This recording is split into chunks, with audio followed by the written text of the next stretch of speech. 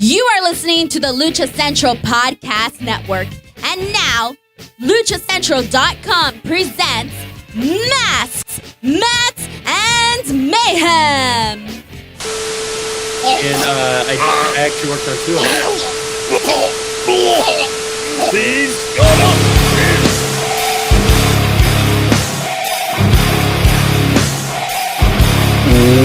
Welcome to another edition of Masks, Mats, and Mayhem. I am your host, the Outlaw LA Red. You can find me on social media at JustinHarvey75. You can find the entire show on social media at MMMShow75. I'm joined by Pete Dunn number 1 at Byron Fever, Pete Dunn number 2 at Lucha Gringo, and Pete Dunn number 3 at Meatloaf.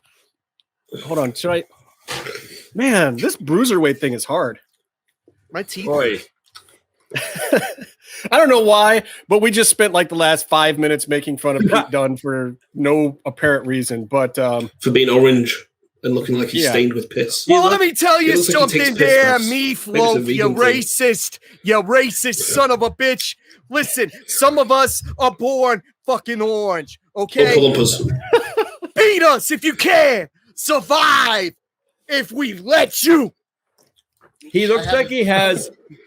I'm not too familiar with this term, but I watched him on the NXT. Jaundice, yeah. Like, that's what he called it. Because I thought he had what people call, I don't know what this is, yellow fever. Oh no, Byron, that's your video watching habits. Yes, I don't know. It is. What's it mean? Clear browser history before you invite us over next time, please. He looked sickly yellow, so I thought he had yellow fever. That's jaundice. Byron. It's a vegan thing, pilgrim thing. Because yeah, it's okay to bathe in people's piss as long as they say it's okay. As long as they give you consent, you can. I feel uncomfortable doing this show. Anyway, always. Love toilet stuff. Can I be real? Can I be real with our audience? No, be real. Hold on, Byron. Go ahead, Byron. I just wanted to say, because I said this in the DM, you guys didn't react to it, and it was really good. He looked like he was a literal Simpsons character. No, it's not that yellow. Yeah, that's orange. There's orange and then there's yellow. Next to Finn. Who's super Finn looks like a fucking whitewashed wall, doesn't he? Let's be honest. I wanted to hear Casey be real because he's so freaking fake on this show. I wanted to see Casey get real for a minute. I know. I usually pretend like I enjoy doing this show, but I gotta say, I actually enjoy doing this show because we just did an interview with Vampiro for the Lucha Expo. On March 20th. Yeah. It was like the best thing I've ever been a part of. I know I missed like half the interviews. They're usually on days I can't do it. Vampiro was not only accommodating to our schedules, which is fucking amazing of him, he gave us 2 hours of his time. Like, holy shit. It's pretty amazing. Yeah. And it was great. He's a good dude. I have like feelings now. Like I usually don't. Casey usually is a pretty cold son of a bitch. So it's is true. Yeah. Hell froze over. It snowed in Texas this week, so it's not surprising that Casey is in a good mood. What was your favorite part of the interview? Let's give people a little tease, Case. What was your favorite part of the interview? I asked him a question about Tombstone and K Monito. That was great. Oh. By the way, I didn't want to disrupt the flow of messing this up with him, but I'll totally risk messing up this show. This show? Great. Thanks, Byron. Oh, fuck you did. What? This whole thing is off the rails already. The cat is like underneath my desk, literally throwing himself around like a knobhead. Knobhead. You guys ready? Yes. Yeah, you were in the process of fucking something up for us. Go for it.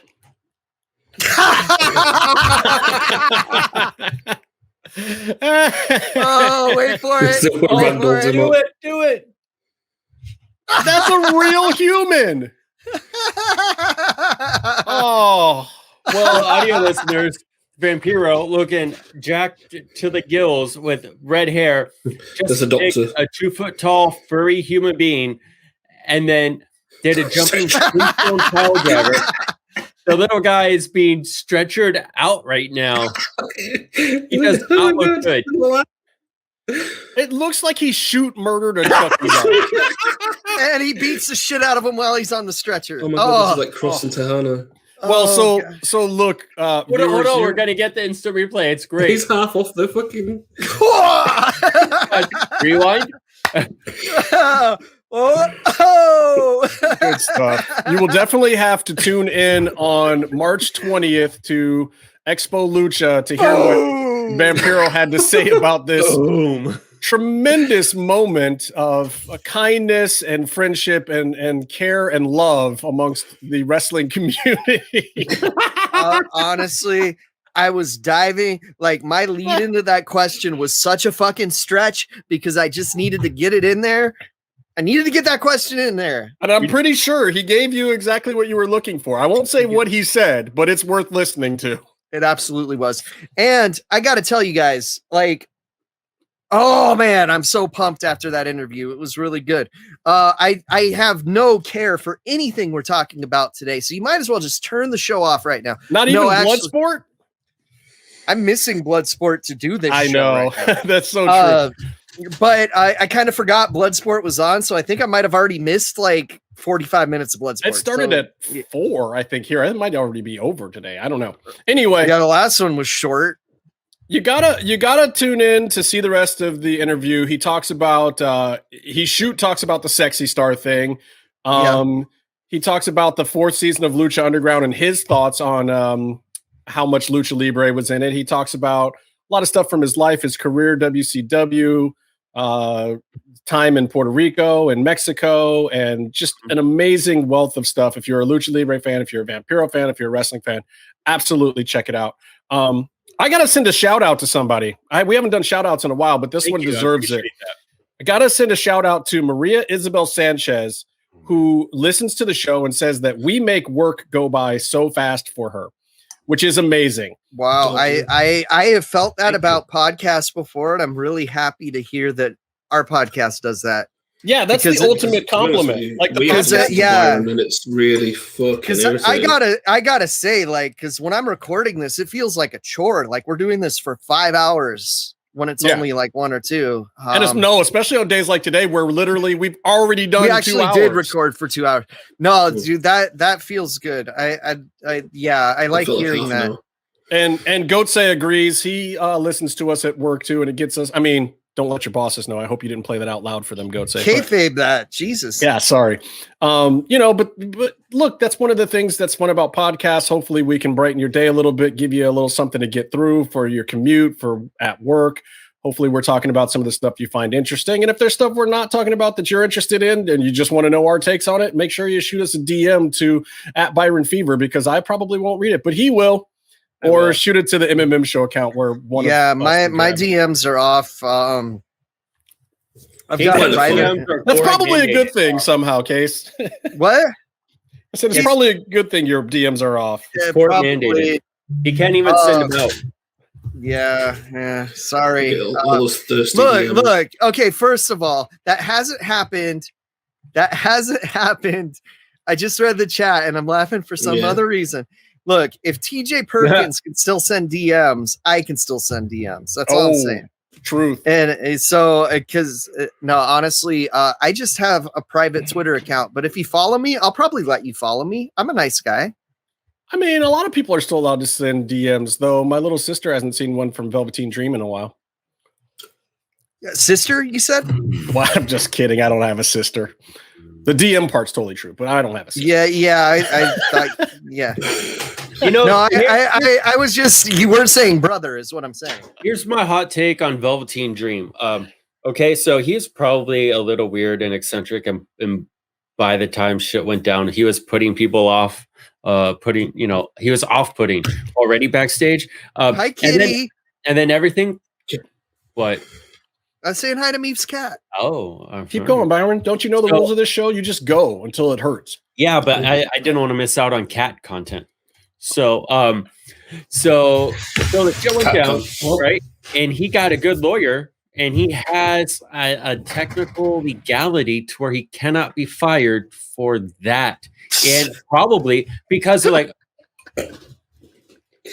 That's the content Byron was looking for. Oh, God damn it. For the audio listeners, if you're only listening on the audio, this is probably the best week to only listen on the audio and not watch on the YouTube. Give him the one, Byron. Give him the one. Nope, because Meef is presenting his cat's asshole, which no, my cat's doing it himself. Meef is presenting his cat's freshly licked asshole. This is a nature documentary show, Byron. It's fine. It's on the podcast. I want to know whose tongue actually cleaned that, Meef. You seem to be very friendly with it. Byron, how does it feel to be the second biggest asshole on this podcast now? Bing, bang, boom. So I think the guy, WWE is kind of, not that they have this harsh anti-sexual predator policy or anything. Clearly. I think they're in a bad spot because if they fire him, then he can use this investigation, whatever, as a reason for them to be firing him for that, which they cannot legally fire him for. Maybe they're in some sort of limbo, but they're not using them. Yeah. Well, I mean, don't they fire people for not shaking people's hands and shit? Hey, no, you can fire someone for anything, but I just think he might have a good lawyer that's working something out to where they can't actually fire him without making a shitstorm. And so my theory is they're kind of like, well, we don't fucking like the guy too much either. Not because of the predator thing, but because he's a little weird. We don't mind the sexual predator thing here. We're WWE. I'm Vince McMahon. And you got to say it in a Vince voice, or it's you saying it. Okay, let me help you, Byron. Okay. Hey, pal. I see you're a little bit of a sexual predator, huh? Yeah, huh? Yeah, I've said by it. Who do you say pal to? Like children, right? No, pal. I'm saying it's a velveteen dream. God, Jesus Christ. I don't send my dick to kids. I'm not a monster. Ha! Ha! Yeah, he just hires beautiful model women to become wrestlers and then books them in makeout angles with him. Such good shit. Linda had to sit there and watch. Anyway, God, when you do that, all I can think of is him doing the draws thing where he's like, he's gotta puke. He's gotta puke. He's gotta puke. He's gotta puke. I think that's what he said. Hell, try not to get any of that on the table, huh? Yeah. Oh, are you feeling a little sick, Byron? Huh? Pal, you feel a little sick? Are you gonna? You think you can do something before you leave, pal? Huh? Do you think that's what he says before he? You know what I mean? He's got a jizz. Let's be honest with you. We have Hawk. We have Animal. With him and he was You see, Meatloaf. We got a gimmick for you. You see, we got Hawk. We got Animal, and we're gonna have jizz. And we'll wait to announce it when maybe you kind of jizz on the referee a little bit. You have jizz and jazz. But there's something I need you to do before you leave here. Try not to get any on the table, huh? Mama, I'm gonna be jizz. I've watched that movie too many times. Wrestling documentaries are the best. Is that the best movie. wrestling documentary ever made, Case? Yeah. It's got two. What's the best one? Honestly, no one can find it, but there is a great Lucha Libre documentary called Loco Fighters. If you ever see it anywhere, I don't know if it's on YouTube. I don't know if you can find it anywhere, but it's a fucking great documentary. Like, I can't recommend it enough. I would say Beyond the Mat is great, and it is one of the greatest documentaries ever. I would say Wrestling with Shadows is a little better. I love that movie. But it doesn't have Terry Funk in his underwear. Vice ones as a series is good. The Vice ones are always great. New season coming up, including deathmatch wrestling on Dark Side of the Ring. I can't wait. We're going to talk about that too, but let's go to a break at Denise and the Baba. What? I got at least 38 more seconds, and I got to get. Are you going to go to a break, pal? Hey, before you go on a break, I got something I need you to do right here. Try not to get it on my table, pal. To finish my Velveteen dream. We have Hawk, we have Animal, and we have shit. Well, we'll wait for the announcer to say it until maybe you shit on the referee, pal. So to finish my Velveteen Dream theory is, and it can, whatever. This is how I enjoy this. Is your stomach gurgling? You got a little bit of the mud butt, pal? Huh? Yeah, Taco Bell. I like to envision WWE being severely handicapped from somehow in a situation. That's a bit harsh, from being able to fire someone they want to fire. And every press conference, every press thing after a big show, did you just make a case of handicapped? We were doing Droz impressions. Yeah, Byron. I don't know what you mean. I don't know what you mean by that. I don't see people like that. Hey, pal, do you remember when I beat the fuck out of Zach Gowen? Huh? So what I imagine is Hunter is taking the same question. Hey, you're gonna fire Velveteen Dream every single month by the press, and he keeps saying that there's nothing new to report, right? Meanwhile, he wants to fire him and he can't. And I really enjoy thinking that that he's annoyed by that. Yeah, I just can't fire him. All right. Byron. Yeah. What? I want to send a shout out to YY, Yahia-kun, and Team Angelico. YY went through this interesting freak out this week of losing the Team Angelico IG account that had been worked on for years. Had to start a new one, was begging everyone to refollow again, but then luckily had the original one restored. So, but I'll still throw out a plug. Everybody go follow at Team Angelico on IG and Twitter. Get the news about Angelico, who is in fact awesome still to this day, and did some work on AEW this week. Yeah, and there's a new TH2 shirt available on ProWrestlingTees.com. Yeah. In the not so good news department, friend of the show Konnan got COVID. I don't know all the particulars of it, but it sounds like he's on the other side of it and going to be okay, but that it could have been dicey there for a minute before anybody even really knew what was happening. So hopefully that means Glenn shuts the fuck up about it being fake. I just have a feeling Glenn and him will just fight about it on the show. They'll just use it. Well, I hope Conan's feeling better, dude. That fucking sucks. You know what Konnan would say to Glenn? Never let the truth get in the way of a good story. Actually, he'd just play a kazoo at him. Yeah. We should get kazoos for Byron, to be fair. Why? No, that's that other show's gimmick. We should get an air horn, dog. And this whole show would be one solid air horn if we did that. We should get Vuvuzelas. Yeah. Oh, theremins. Woo! I love those. I got to play one of those at Monsterpalooza. I didn't use Vampiro horror conventions to talk about horror conventions for the rest of our interview, and I'm ashamed of myself. I need to say something right now, though. Yeah, go for it. We're talking about theremins. During the Beach Boys song, I forgot the song. Good Vibrations. Good Vibrations. It's not a theremin. It's a tannerin, which is similar in what it does, but it's actually more like a keyboard in layout. And you move up and down. Let me tell you something. Yeah, you can't get the notes. Let me tell you something, guys. My other podcast, another miserable podcast, co-host Zach's brother tours with the Beach Boys, and they use a theremin now. Well, now they're easier to play and they're more controlled. We learned the whole science of them down at Full Sail and had to experiment with them when I was down there. Okay, Justin, what happens if you touch the metal part? Do you get shocked? No. What happens if you put your ground? You short the circuit and break it, right? Yeah, you break the circuit. What if you touch it with your dick? Same, but it feels much better in your soul. Okay. Because then your soul has good vibration. Now I don't have to spend $200 to find out. Casey, can you please do an OnlyFans dedicated to you playing songs with your penis on a theremin?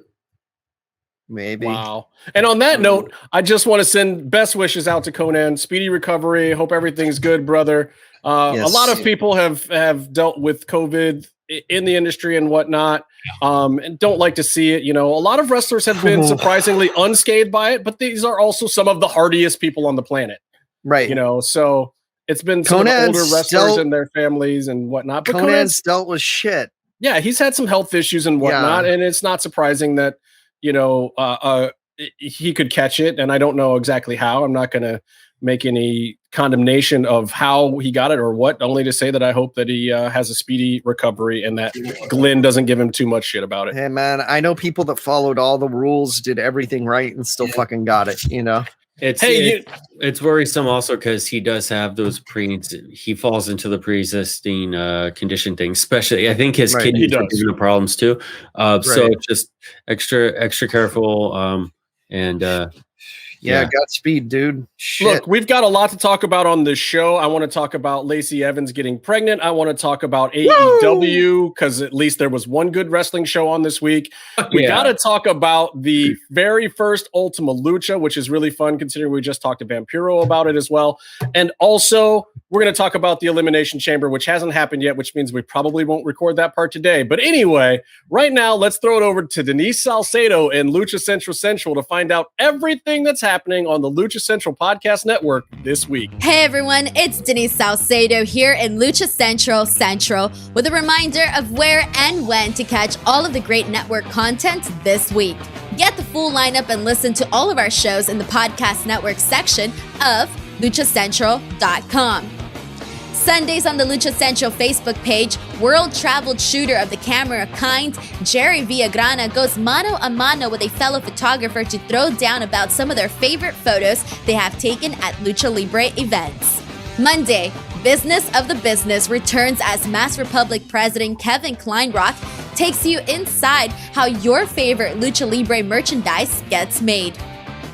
On Tuesdays, Mass Mats and Mayhem takes you inside the world of Lucha Underground as they take you weekly through the series with the benefit of hindsight and the benefit of special guests from the groundbreaking series. Check out the premiere video stream every Tuesday at 2 p.m. Pacific, 5 p.m. Eastern on the Lucha Central YouTube channel and at luchacentral.com. Then listen to it on your favorite podcast platform every Wednesday. Tuesday nights live, it's Wrestle Boss, where Fabi Chulo talks MMA and pro wrestling with special guests and listener call-ins. Visit WrestleBossLive.com Tuesday nights at 7 p.m. Pacific to listen live or call in with questions or download the show on podcast platforms on Wednesdays. Wednesday nights live on Facebook, it's Spanish show La Mesa de los Márgaros, giving you both the news and the chisme from around the lucha world. Special guests and a whole lot of fun make it one of the most talked about shows in Mexico. Thursdays, it's Straight Out of the Bodega with Papo Esco and PWR promoter Gabriel Ramirez as they have guests from throughout the wrestling world pull up to give an inside look into their careers. From indie standouts to television superstars, each week brings a new name and perspective. On Friday, it's your double dose of Lucha Central Weekly podcast, one in English y el otro en español.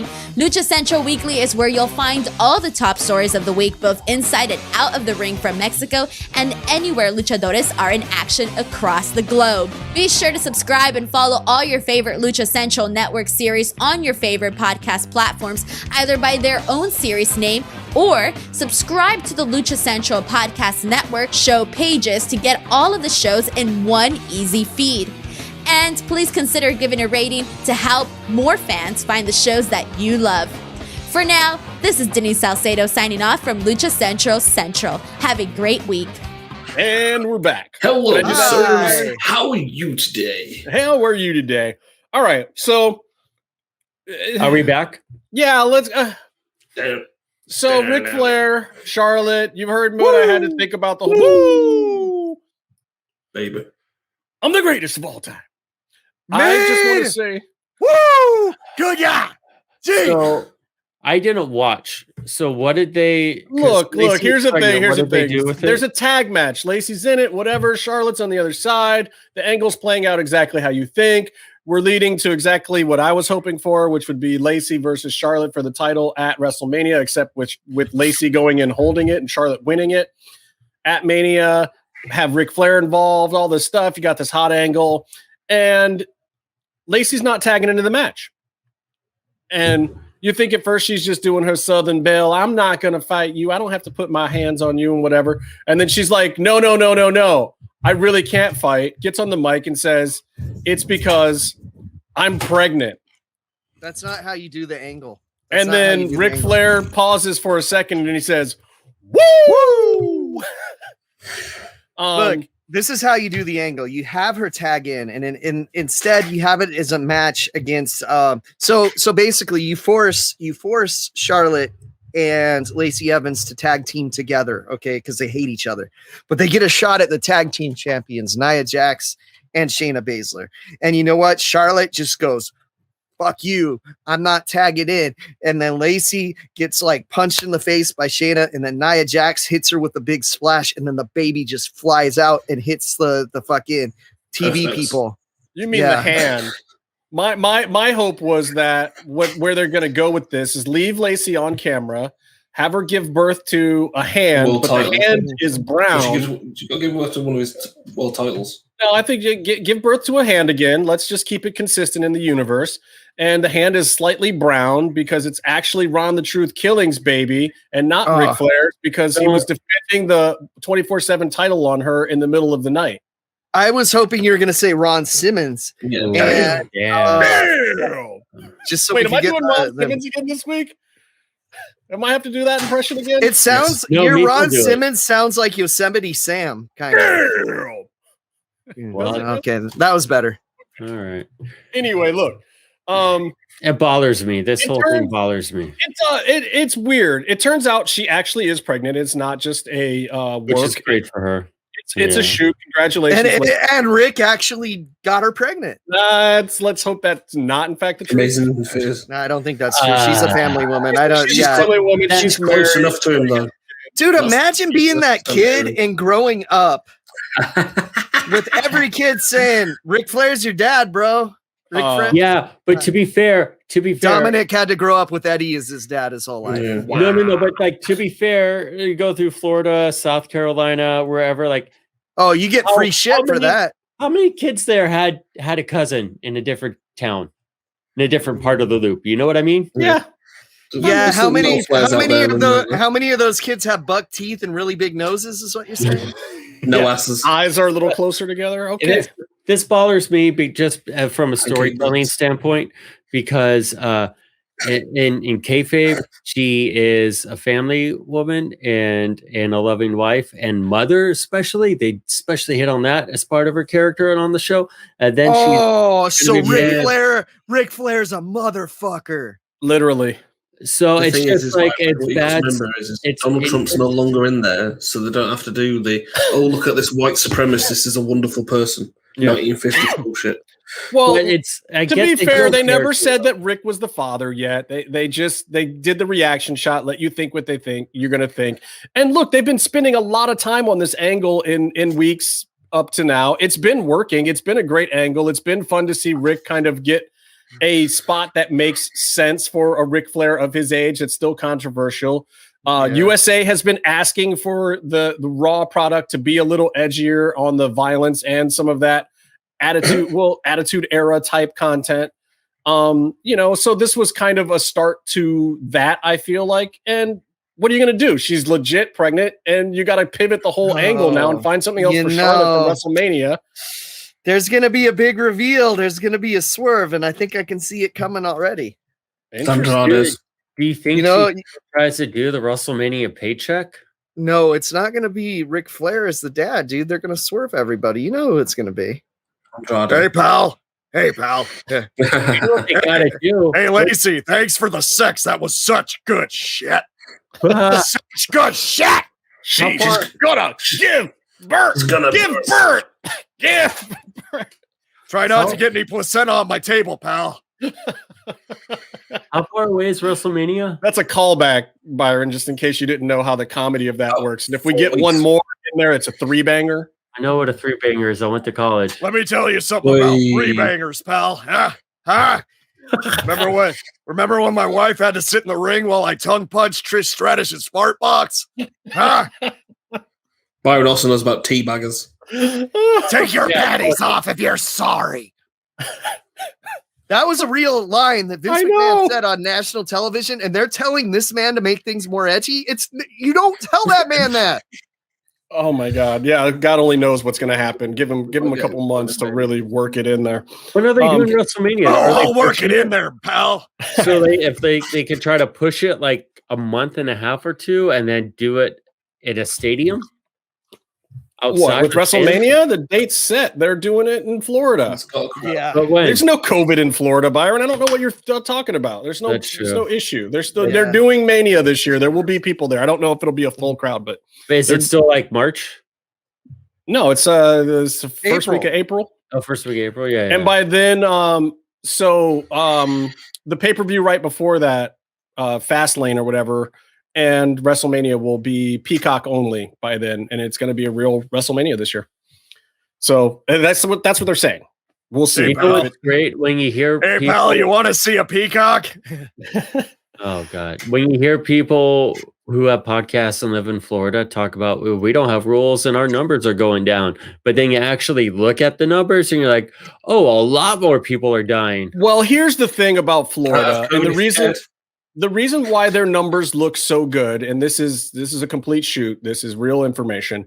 The healthcare system there for the elderly is really well set up. Keep in mind, the population of the state is like 27% retired people, or something crazy, which is like the highest number of any state.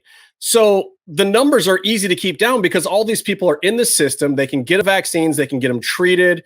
They have that older population under better control in Florida than anywhere else. The problem is they're not looking at what's happening outside of that population, and those older people are helping skew the numbers to look better for Florida than they really are because the healthcare system for elderly people is good.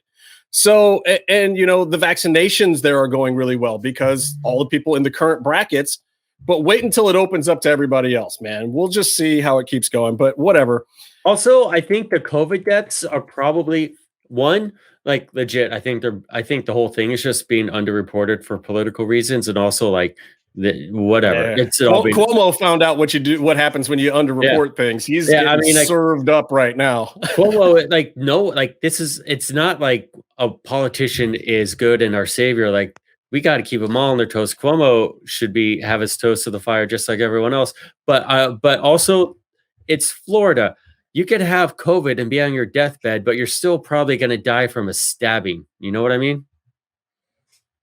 Because it's Florida. Yeah, I'm sorry. I tune out when you guys talk WWE or politics, and you guys are really doing both right now. I'm talking about Florida. How you're probably going to your chances of getting murdered in Florida are so high that COVID can't kill you fast enough to get credit. You live in LA. I got you. What about it? I exhale deeply through my nose. I found that funny enough to exhale deeply through my nose. I hope it picked up on mic. Well, Justin thought it was funny. He texted me. That's what he's looking down and doing right now. No, dude, he's getting those brown eye shots sent to him again. He got a DM. Nope. No, he's like, fuck this show. These guys can do it. He's like, I quit. He lost his internet. Florida, Byron. Just as no, Florida's amazing. Is that a good? Fucking up. Is this a good time to throw to the next break then, Byron? No, we just started. Talk about something else. Okay, so how was Bloodsport? What did you think? Because you didn't get to talk about it last week. So the first show, I felt like it was very short. You know, it was only like an hour and 20 minutes long, but I enjoyed the action. I gotta say, like, it was a last couple matches kind of card. I like how Mox did a promo saying Davey Boy Smith Jr. is the one to beat. When I've never liked his work in Bloodsport at all. Right. Even like I felt like he was holding Kross back in his match, which was clearly the case because he only had that match with Nick Gage that was the fucking shit. Yeah. So the main event was great. Chris Dickinson, pretty awesome, I gotta say. And JR Kratos looked great in his match. Simon Grimm wearing the Junji Ito tights that I'm pretty sure are girls' tights he bought from Hot Topic, but who cares? Not going to judge. Yeah, Junji Ito's my hero. I really love the direction he's gone since, like, he's the epitome of like being overly gimmicked in WWE and handicap. And what is it when you're restrained in what you can do. And then he comes out and he's a compelling fighter on these other shows. And he was wrestling Filthy Tom, the man that he locked in that fucking room with everyone beating the shit out of him in MLW. They didn't bring that up on this show. Come on. No, it might have been too intense.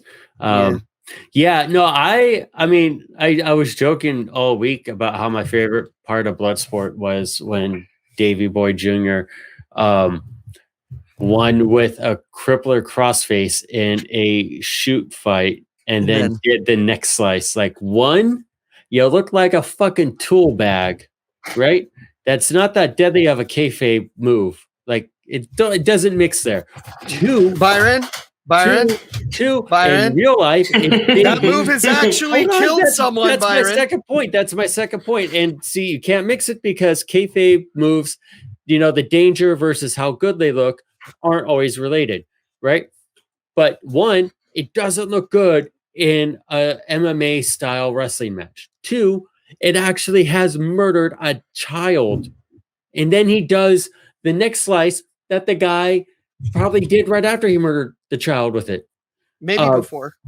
Probably before too. But it's just like, it's poor taste.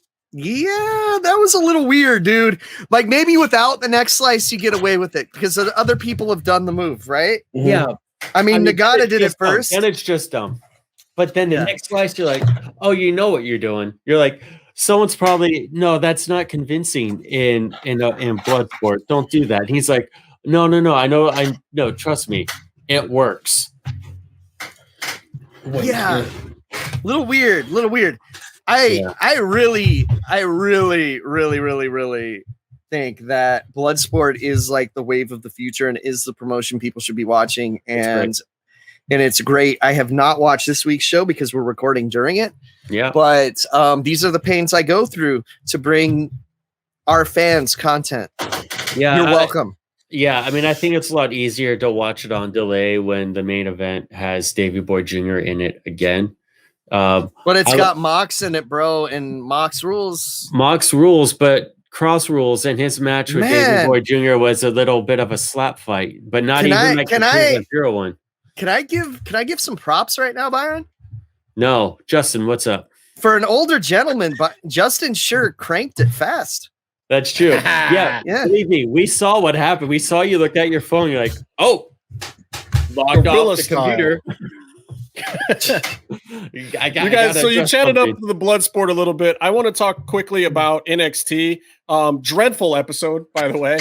First of all, I don't know what happened, and I haven't talked to Kross yet about it. But what WWE very rarely comes into a pay-per-view saying that the following Wednesday they advertise one match, and then the second the show starts, they bail on the match. So something happened. Yeah. Someone's scared is what you're saying. Well, maybe in the kayfabe world, but in the real world, I don't know if there was a COVID protocol thing or something else happened. Something went down. It was very weird that they didn't have the match to me. And they both did solo taped promos, right? Like Scarlett was with Kross. Yeah, but Kross. I know what happened a while ago. Can I tell you what happened? Sure. One of the two competitors in the match got horrible diarrhea from Valentine's candy sent from merry old England. This makes perfect sense. I said it's Kross, if anything. You evil son of a bitch. I got to tell you though, even with the left turn they took or the audible that they took, I still loved how they did it, and I still love how everyone is playing it. Like Kross is still doing, like he's doing his thing. But something you haven't seen, which helps Kross and humanizes him as a competitor, is Phantasma's just like, yeah, TikTok, I get it, whatever. Yeah. And it's like he's treating him like a human being. You're like, oh, these guys. You get the fight a little bit more, I like that. Yeah, like look, I'm doing this on my timeline, blah blah blah. That's what a heel should do, the type of heel that he's playing. And then Regal does the obvious thing too, which is TikTok is right, because if you don't face him this week, then you're suspended or in deep trouble. So, and then what if he actually gets COVID? Then he can't do it. Yeah, well, I have NXT news as well. You can now pre-order the Karrion Kross very first action figure on ringsidecollectibles.com for $27.99. Pre-order for mid-April. That's not when it's going to be in stores. That's when Ringside Collectibles is going to have it. It is usually 1 to 3 months before stores get it. Right. All right. So we send in money to Byron to buy 4, will we? Yes. No, we don't send anything to Byron. Well, we make Byron pay for it, and then we pay him back if we ever actually see it.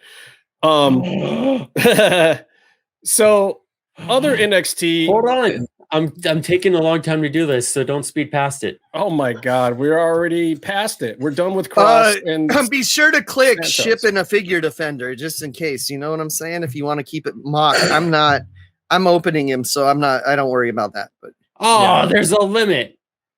All right. How many did you try to buy? I tried to buy 100. How many are we supposed to buy? 1, maybe 2. If you need a spare and one to open. Okay, I love how you're kayfabing buying this just like the Cholo shirts, you son of a bitch. Wow. I'm really buying it. How dare you? Wow. To be fair, Byron has at least actually purchased merchandise from Cholo before. All right. Mariachi Loco has a sale on shirts at the minute as well. Just Mariachi does? You should hit Loco up. Get their $10 stuff. Shirts. And they're training. Go to the school. So I have to say this: Kyle O'Reilly and Roddy, whatever the hell his name is, not the real Roddy. Shitty boots. Shitty little boots. They sound like Munchkins. The first thing that you did is you fucked up and you call him Roddy. That is not his name. I'm here for 2 things: to kick ass and not wear shitty little boots, even though my figure is wearing shitty little boots. Byron, you watched They Live this week, didn't you? I did. It was so good. I recommend it. You guys should check it out. Oh, yeah, I've seen it like 30 years ago, Byron, because I'm not a piece of crap. You should watch it again recently. I have watched it again recently because I'm also still not a piece of crap. It has a lot of parallels to what it was. How many years Byron's played it had parallels for Reagan. That's how long you haven't seen this movie. Jesus Christ. I know Reagan. So wait a minute. Byron never got any of those like They Live like memes. Or like half the things Kross has said on this show. Byron was just shaking his head and going along with it. He didn't get into it. I know about who doesn't know the gimmick of They Live, this and the glasses and the fucking look at that. Order confirmed, motherfucker. There's a real fan but we got to figure it out, because now that we can order it, should we get them all sent to me and then I send them to him and then I send them back to you? Well, Casey, you could just drive opening them. I'm opening them. Byron's going to get them signed for us. Byron, order one for me and get it signed by Kross. That's what I'm saying. I'll order one for you. I'll order one for me, so that way you don't have to send it to me the first time. Plus, I'm super duper broke. I'll gladly pay you Tuesday for a hamburger today. Trust me, I'm broke too. I think I'm going to go get COVID for a paycheck. Wow, that's amazing. Listen, the rest of NXT, Leon Ruff and Swerve. First of all, Swerve having to put Leon Ruff over was hilarious to me. And everything that Swerve did up to that, knowing that he had to put over Leon Ruff, also hilarious to me because... And Swerve has all the gifts and like half the match on his website because he knows how amazing it was that he did more damage to Leon Ruff than Kross did. I mean, he really just threw him around and ragdolled him. It was absolutely hilarious, amazing. And then the fact that Leon still won the match somehow, I thought was also classic. And kudos to Swerve. Like, I know Swerve's not getting over, but like, if you're gonna have to job, do it like Swerve does. He seems to be doing it with a smile. He's having fun with it. He's still getting his shit in and, promoting himself, even though he's taking losses to guys like Leon Ruff right now. Well, I think he did put out a tweet, didn't he? Because after the match, Swerve snapped, didn't he? Yeah. Yeah. He got his feedback. Feedback. His feedback from Triple H was good. A little tweet out. That's always a good sign when he... Yeah, I think he's getting over, but he's definitely not going over. But a while ago, we were talking about him, and I said a thing where like he looked like he got a little bit of a re-gimmick but he wasn't giving them the good one because he knew this one wasn't getting a push. But it didn't look like that this time. He looked like he was super sharp doing the thing, even though he wasn't winning, which is interesting. Also, here's something that I've noticed about Swerve going into NXT and since Lucha when he was on the Indies, and some of his time on the Indies, he was skinny fat. He was in shape, but he had the pot belly. He's like, you know, he's doing well, and you can tell. But don't body shame him. Fucking no, dick. I'm not. But they're athletes and they're bodybuilders to an extent, so it's part of the talking about their job, you know. So, but he is King Kong Bundy wasn't a fucking bodybuilder. He was a sexy man, though. Casey, he definitely built his body. He did something, but Swerve is like, I mean, I want to call him lean and mean, but he still was lean somehow last time. But he looks like ready to fucking go. He is. Like he's eating all the right food. He's working out. He has that confidence, and he already knew what to do in the ring. So hopefully, we're going to teach him how to work, pal. Yeah. There was an interesting moment of Nia and Shayna coming into NXT because their titles are the women's titles. Yeah. Little face-off thing there. My favorite part of that segment was Beth Phoenix and MSK eating popcorn in the corner. It just was, that part of it was fun and entertaining. Some of the Nia stuff was actually funny too. I think that was a decently well done segment for a segment that I really couldn't have cared less about, but I still, yeah. Like, look, they're trying to do a little something with Nia. They're taking a slightly different approach. I think they're doing it kind of on an as-is basis. She was on TV all week.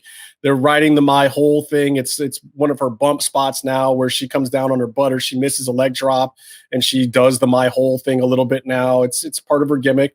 Whatever. It's better than what they were doing with her before. I'm still not a fan. Do it where she does it and she shits herself. Yeah, I mean, explosive diarrhea. They'll save it for Raw, for the new racier Raw. Such good shit. Yeah, I mean, I don't know what you. I don't She's know. Gonna poop. She's gonna try not to get it on the table. I don't know what you guys think about this, but I mean, looking at what they did with Big Show, and he was a charismatic comedy type guy too for a minute. And he was good at it, but like I think it's kind of a case of like, just because you can doesn't mean you should. Comedy. Paul White can actually act a little bit, though. I don't know that Nia has, but I don't know that Nia has that capability. Yeah, he can do this. That's the acting. But like, no, he did the thing in the diaper. There's the thing. He spent some time in Hollywood, and he had to take drama classes and stuff like that. Remember when he was the showster?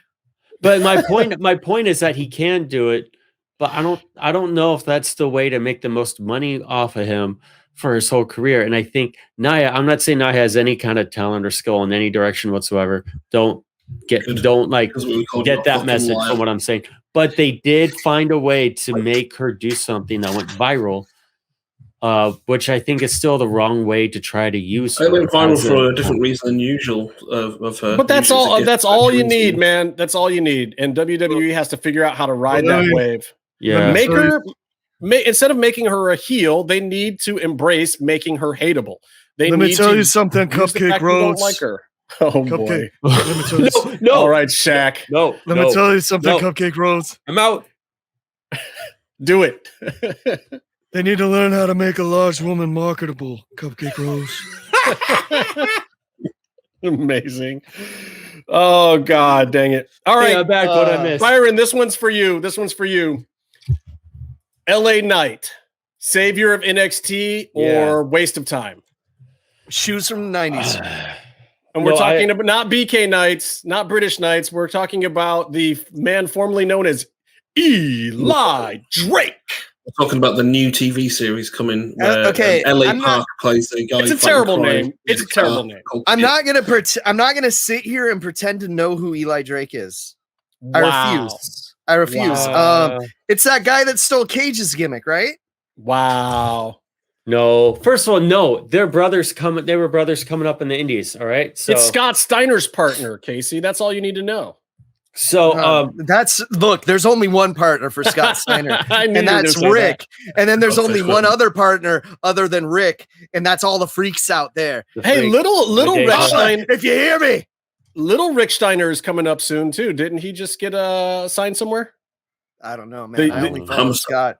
Rick's kid, I think, is going to be wrestling soon. Anyway, look, I like Eli Drake. I think I like the promo that he cut at the door.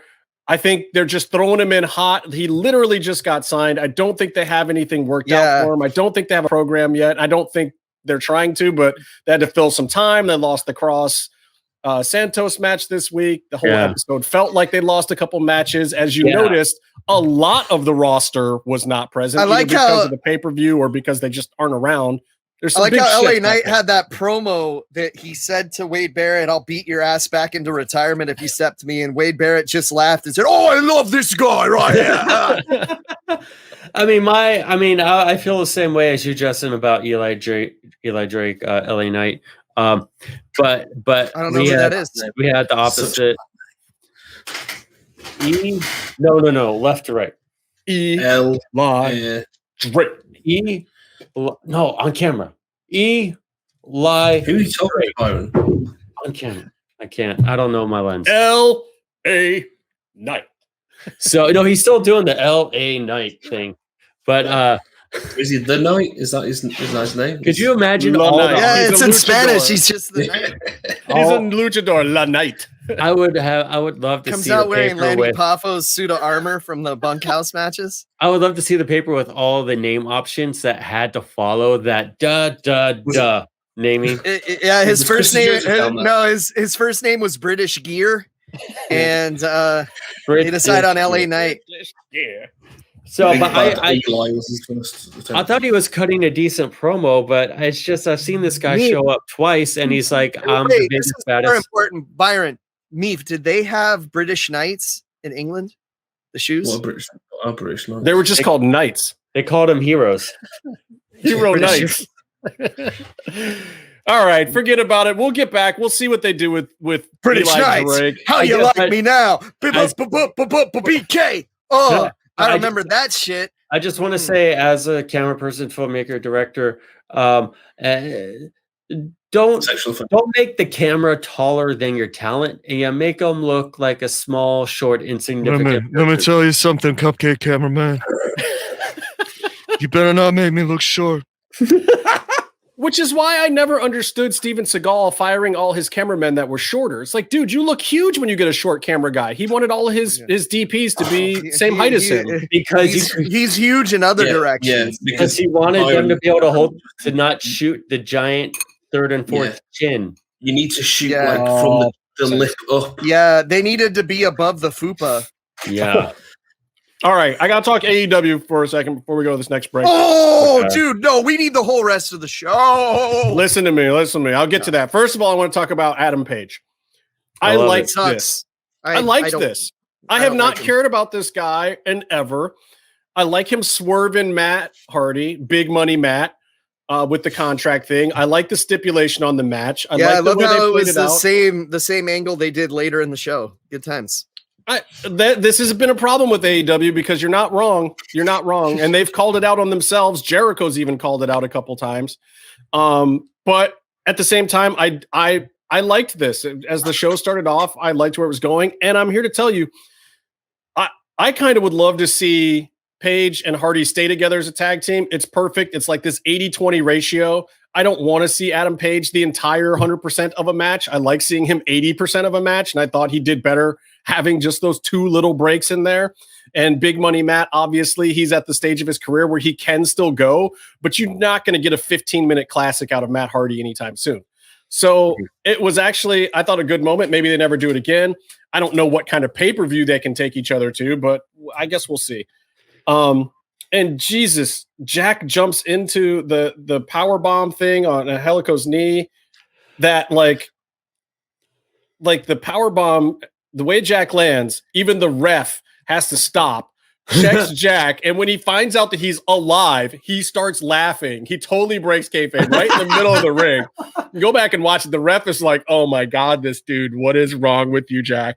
You are insane, people." Jack Evans is a fucking madman. I love that kid. I love it. Anytime TH2 is on the show, I wish Angelico got to dance, but I really really loved this one moment when Angelico was about to come into the ring and kick the opponent, but Jack was getting a move done to him. So Angelico steps in the ring and watches Jack take a move and then fights the dude. Yeah. Oh, man.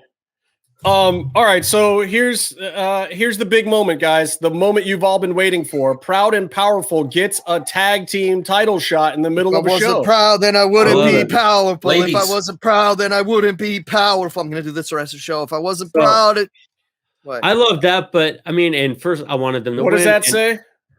In consideration of the differences in each competitor's interest in their match, I've decided to raise the stakes from William Regal. Carrying Kross versus Escobar will now be a no DQ. Oh. I like how we had the British guy read Regal's words, though. That works pretty good. Oh, your audio just did something. Can you call one of them Sunshine? Sunshine. Sunshine. So, Have you ever heard the old saying? oh man, I love it. Bones were meant to be broken. Now that is a novel black and white philosophy I can really get behind. Every single person on this planet is afraid of something. Santos, Escobar, we all already know what you're afraid of. It's pretty evident at this point. Spiders. However, Clowns. at this present time, I'd like to tell you exactly what I am afraid of. I Doink am the clown. afraid of how far I am willing to go if left unchecked to my own devices. Yes. Because fear He's doing a good promo. is everywhere. I can see it. I can smell it. I can hear it. It's intoxicating. And I only feel stronger in its presence. You, however, clearly, that's not the case. This Wednesday, no disqualification, no problem. I love it. TikTok. See, here's the thing. Wait, I have the response. That's Apocalypse Now. Gentlemen, we'll have more exciting Universal Wrestling Federation action in just a few moments. But here's a man that made it very clear last week. He didn't care about top tens. He was out for revenge, and revenge is what he was looking for. Revenge is not even a word. Look at how nasty I'm getting right now. That's all I can say is I'm getting nasty. I've had it with the backstabbing. Jerry Taylor, Eddie Gilbert, I know you're the influence there, buddy. Look at the vein sticking out of my neck. I just don't know what else to say. Well, I'll tell you one thing. What happened in that press conference? It's a cheap shot, Ross. That's what it is.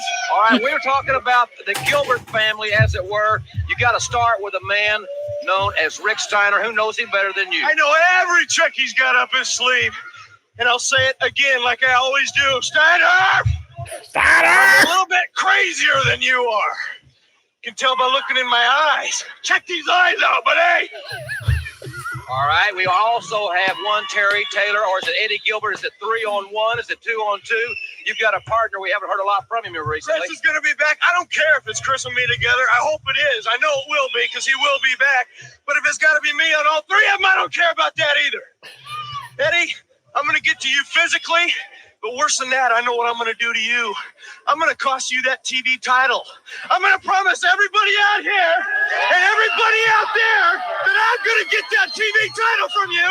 It's going to get right into your heart. I'm going to reach right up through those ribs and just pull that heart out. That's what it's going to be like, Eddie. One thing about it, that will deflate his ego. Not only will it deflate his ego, it'll deflate his pocketbook more than anything else. And he has a pocketbook. He likes carrying the gold around. You know that better than anyone. Well, I think I'm going to start carrying the gold around now, buddy.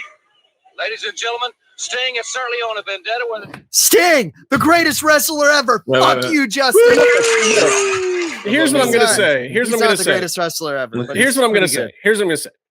I like this style of Kross promo so much better than when he's doing what Sting just did, which is the yelling, frothing at the mouth, crazy man from the old school. And now, look, I'm not disparaging Sting's promo because that in that day and age, perfect. That was a pitch perfect promo by Sting. I will give it up. You're hearing it from me. I'm saying that Stink did something good. And he had his great moments. No, but you can't compare. You can't compare. You want to talk about violence? Violence to you might be pushing back in the figure four. Violence to me is taking a can of gas and pouring it on you and setting you on fire. Like me or not, I didn't come up here to be liked. I came up here to get paid. And whoever you put in front of me, I'm going to drop you down. I like to send a shout out to my homeboy, O.J. Simpson. Keep up the good work, baby. Too less we got to worry about. Too less we got to worry about. Louis Farrakhan will be the next president. Oh my God. We know you're innocent. You called me last night. You understand? Get ready, Smoking Mountain, because we're going to set this place on fire. All right, fans, early on. How did he drive out of those towns and live? Do you know how many people? The thing is that's cut off from there is the bit where he goes, 30 years ago, if we gave a whooping to 3 white boys like we just did, we'd be hanging from a tree. Yeah, so, that promo ends hot. I've heard that promo. Did the Senate? That's New Jack, by the way, for folks who don't know. Yes. Oh yeah, yeah. But if you don't, you should know. Don't know, you should know. But did the Senate confirm that Russia was posting that video on tons of fake Black Lives Matters Facebook groups to get white people scared? Who knows? But look, let's be honest. If you're gonna try to scare people, New Jack's a pretty good way to go. Yeah, carrying a switchblade around with him. Back to the original point. Look, the Kross promo. Is I just had a joke to make 10 minutes ago. Oh God, Byron, get it in already. Get your shit. You can't compare promos BC with promos now, like the Sting and the Kross one. Promos BC, no, but hold up, before cocaine was banned. Exactly. But here's the BC WB. Yeah. But here's what I'm saying is Kross isn't from that era, and you've seen times when they've tried to make him do stuff from that era, and it doesn't play. What plays is the trench coat mafia style of promo. What plays is because you want to feel like he's insane. Yeah. You want to feel like he's calm, he's collected, because he's not freaking right. Yeah, he's not getting worked up. You're not getting under his skin. He's not getting that guy. But but the big scary thing about him isn't going to be how tall he is and how many muscles he has and how wild he gets. It's how smart he is and how much he understands what needs to be done in the name of violence, which reminds me so much. And I listen to these quotes all the time of Colonel Kurtz, Apocalypse Now. Yeah. It's the psycho serial killer thing of it's methodical. And he studied all of those. I mean, there's nothing creepier. There's nothing creepier than the guy that smiles and hands you his business card and then plays Huey Lewis while he chops you up into tiny pieces. Yeah. Jake the Snake Roberts did it perfect. Yeah, and it's like I fucking love Huey Lewis, by the way. Remember that video doing it all for my baby that was like Universal Monsters based, where Huey Lewis dies right at the beginning of the video. He's fixing a flat tire and the whole tour van falls on him and crushes him to death. That's horrible. And then that he's taken inside. Yeah, but he's a Frankenstein. His career's not. He's a Frankenstein. What do you mean? Well, they remade him into a Frankenstein's monster. Well, I hope they fix his hearing. I think his hearing. Hey, I don't even know how we got there, but we got to. Oh, because Meef interrupted us. We went back to NXT, but we were supposed to be talking about LAX finally getting a tag title shot. Was this what we had been hoping for, or not? Now, remember when they debuted and it was the shit? Yeah. Remember every good thing Ortiz has done over the history of this company, which is every good thing that Ortiz does. Meow meow. Come on. Meow meow. They can meow meow the fuck out of here with this booking. Tony, Antoine, I know you're listening because you use our ideas half the time on your show. Yeah, that's true. It seems like it. That's true. So here's an idea for you. Proud and powerful tag team champions. They should be. I totally get that it may not be their time right now for what AEW is trying to be doing. Dude, you got to pull the trigger. What if one of them gets hurt? Come on. But that's true. But I'm also, maybe the Bucks, they want the Bucks to do more. But like, I'm so happy that they're being presented this way. I think it's great. They should be legit. They should get all the airtime in the world. I don't dispute that, but at the same time, save it for an episode where it's at least the headlining match. Right. I mean, there's not even any suspense to it when it's the second or third match on the night. Yeah. Like it didn't play, bro.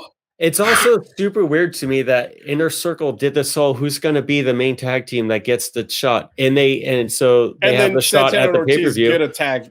But then they get the tag shot too. They do a whole tag team battle royal where all the Inner Circle people are in it anyway. It's because they were listening to us, but they didn't listen closely enough. We didn't say give them a tag title shot and bury it in the middle of a show next week just because we think that they deserve more. Yeah. Don't hot shot them just because we think they deserve more. Like give them an actual shot, and it was a good match. It was a good match. Like a bad finish ruins a good match for me. Sometimes. Correct. I don't disagree. As Raven will tell you, the match is all about the finish. It is. And that's sad because once again, I feel like the audience out there does not recognize what Proud and Powerful really means to that company. Raven also says this. What a mark.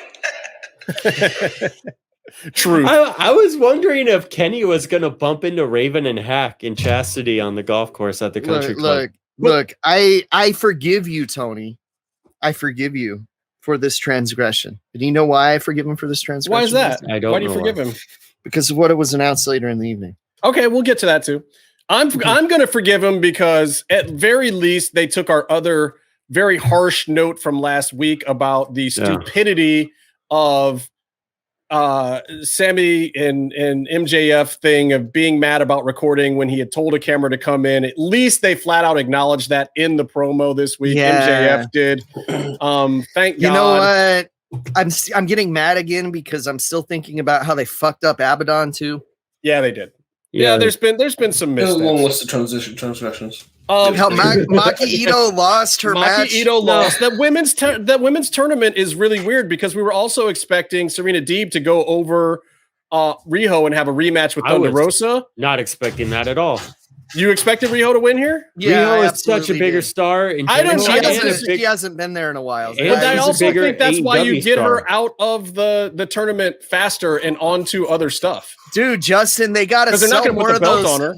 They got to sell those horse-faced action figures that they just put out, bro. All right. Wow. I'm not. Hey, it's not making fun of Riho. It's making fun of that fucking figure. So do you think she's going to go over on Thunder Rosa? I don't know. I don't know, but I'm happy to see the match. Also, I'm not too upset that Maki Ito lost as long as they continue to use her in a big way. You know what I mean? Deathmatch squad.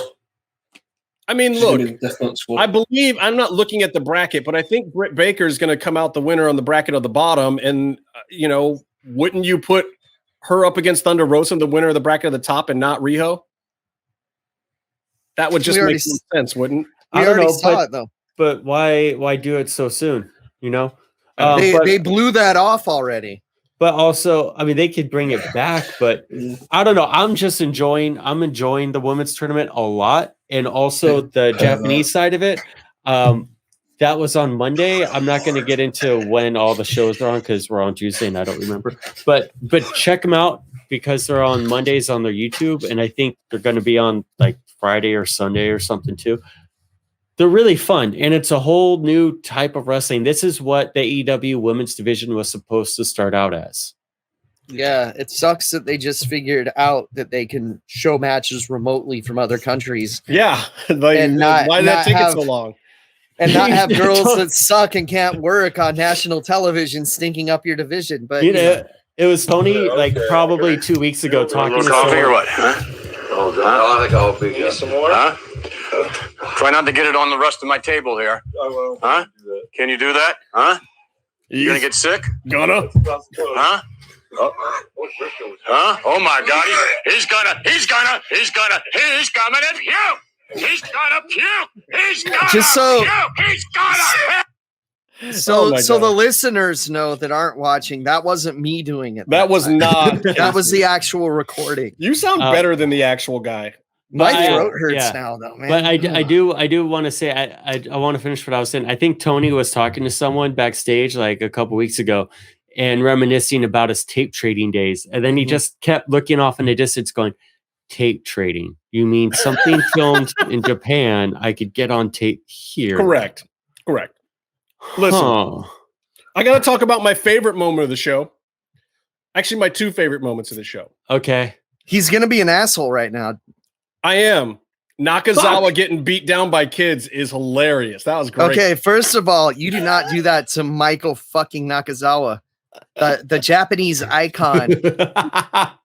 Swerve. I'm not talking about the Kenny reading to kids segment. I'm talking about the fact that clearly somebody does listen to this show, because the whole Sting coming back to finish a sentence thing did not go down as advertised on the interwebs. Instead, are you sure? Because I'm pretty sure I just had a recording of that. He came out and got served up by one underserved gentleman at AEW, Brian Cage.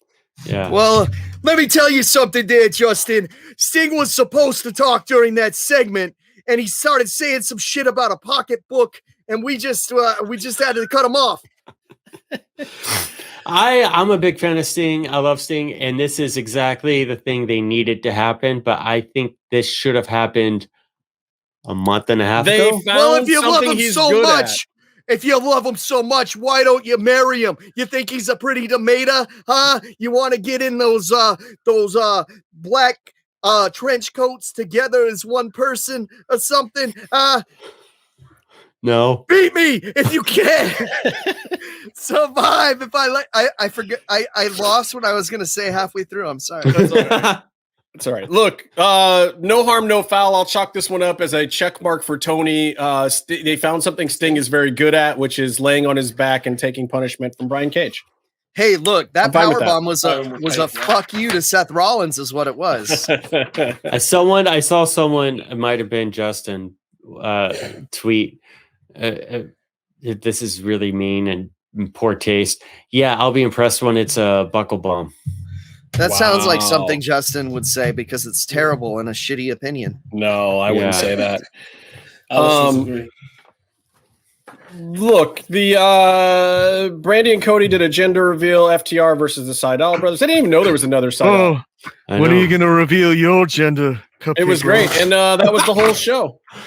It was a good show. No, was it? The gender reveal was a girl, and Matt Seidel's brother is actually a pretty good independent wrestler. I saw that. I thought the match was actually really good. I like. Yeah, he has a bit of a personal legacy of being we were talking to Vampiro about being really insane about what you're going to do in the ring. This guy did like a moonsault Styles Clash or something. Yeah. At one point, like, this guy has legitimately really side railed his career through injuries by doing dumb shit.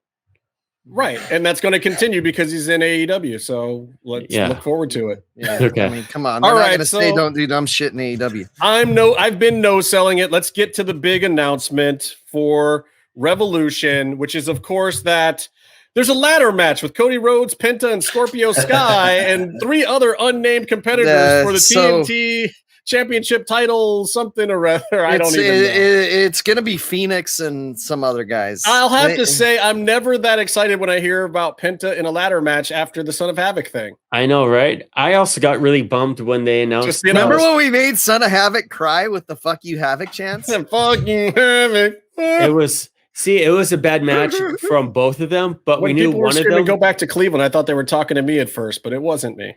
We were. That's good. They both stunk it up in that match real bad. But one of them had a bigger match to go on to. One of them did not. We're on board with the one guy who is just taking a pass because we're ready to cheer for him to win the next night. You know? But anyway, I'm bummed though, because there's a qualifier match between Phoenix and Lance Archer.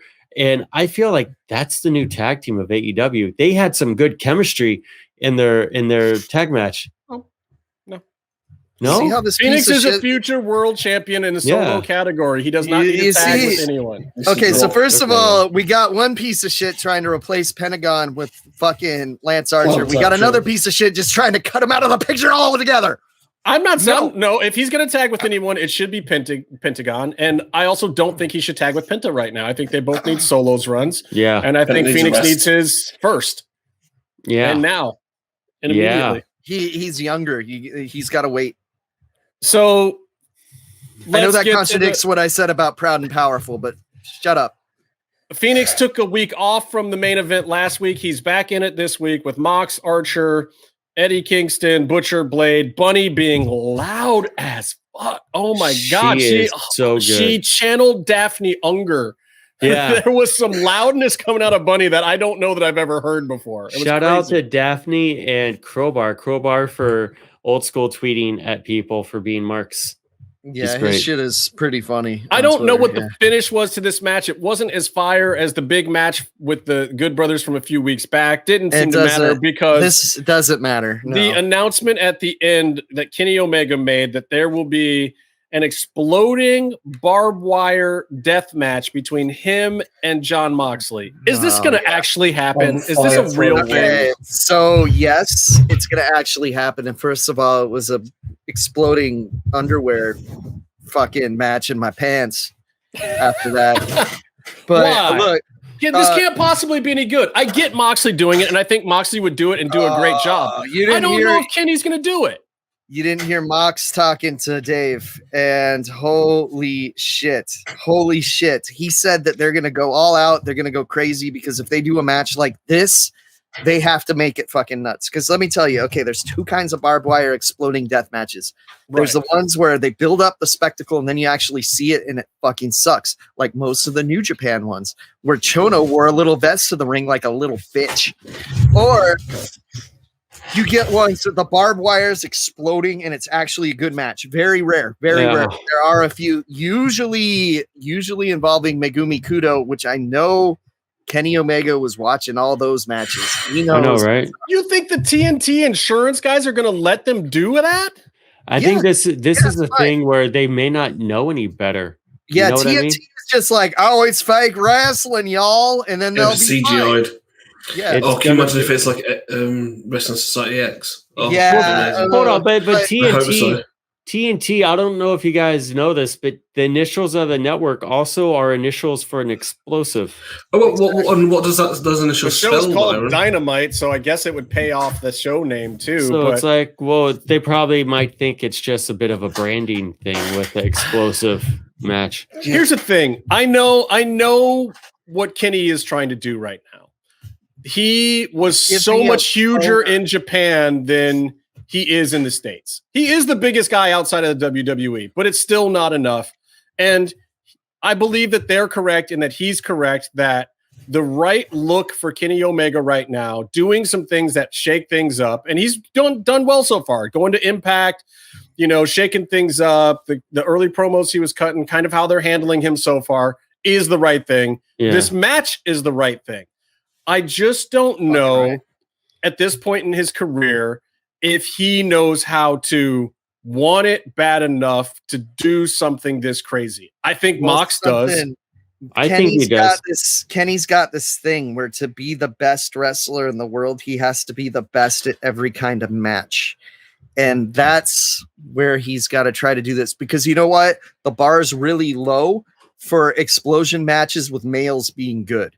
My favorite, it's really low. Yeah, my favorite reply or comment about this announcement was like someone going to get turned into a 6-man. It's going to be turned into a 6-man because Onita was coming into New Jersey to do a explosive death match a couple years ago and held up the promoter last second for like more money and make it a 6-man. And Onita brought out he has the exploding barbed wire baseball bat, which is a good gimmick. By the way, Maki Ito has that's why I said death match experience. You said it, yeah. Look up the GIF of her killing someone with exploding bat. I think this is going to be great. Try nitroline, by the way. Nitro? Try nitroline. That's what TNT stands for. Okay, so what? That's the chemical. I just use text and shoot BBs at it. It stands for Turner Network Television. I really do like that Kenny is being the symbol of what wrestling you can see on TV that is not WWE. What's cool is Tony Tony grew up a tape trader, and he was a Death Valley Driver guy, so he knows what matches to watch. Because I would say probably the best male explosion match is the swimming pool, exploding death match. It sounds stupid, but it's fucking amazing. No, it sounds perverted because you said male exploding match. Was that the way you said it, Casey? Oh yeah. Did never Chris exploded in a swimming pool before? Has Chris Brooks' shoulder gotten better? By the way, dude, no, he's like Ultimo Dragon, dude. That's just what he wears. Oh, yeah. Listen, we got to take another quick break. We'll be right back because we got to talk about a very special moment, especially for these two guys up here, and that would be Ultima Lucha 1 at Lucha Underground. So we'll be right back after this. Lucha-masks.com, in partnership with Mask Republic, give you personal protective masks to keep you Lucha strong in the fight versus COVID-19. With world-class luchadors Blue Demon Jr., the Lucha Brothers, LA Park, Ultimo Dragon, Cain Velasquez, Konnan, and so much more. Head to lucha-masks.com and you too can become a masked warrior. Lucha-masks.com, powered by Pro Wrestling Revolution. And we're crack. So this is Justin's. And we're back. Justin's what? The teal, baby. Oh, did you ask for teal? Right? Seafoam, teal, whatever. It's dope. Ooh, that's pretty. And that's for the demolition suit we're supposed to match. You know how this MMMShow gimmick is supposed to work? I buy and send me one of those wallet things so he could figure out how to make it, and then he sends you one for free. Well, you got a job first. I got it. Boom. Oh, I love it. Plus, we need to figure out what color you want. Oh, well, you haven't asked, but like flat. He wants flat. I don't want a white one. He wants hot pink. White. I didn't say white. I said flat. Wet? Flat. You want to get wet? Byron, say it like the racist Canadian we know you really are. I'm not racist, man. I'm not racist. I look at all the places I donated. I know. You're not racist if you like black dick. It's fine. All right. No, that's not true. That is not true. You can still be? Is that what you're saying? Yes, you can still be. You can have one of those master slave quarter relationships. Kind of. We could do a quick Google search. I could find you some. I can't. I don't know where to look. Look. We know, Byron. When you're searching BBC, you're not looking for British programming. We understand that. He likes. Did you know? I have a BBC credit, by the way. You have a big black cock credit with the radio. I worked on a. Kevin, you worked on somebody's BBC Radio 4 on the radio documentary on American comedy post. So what did it sound like? It was really cool. I got to meet all sorts of showrunners. I actually worked on two of them.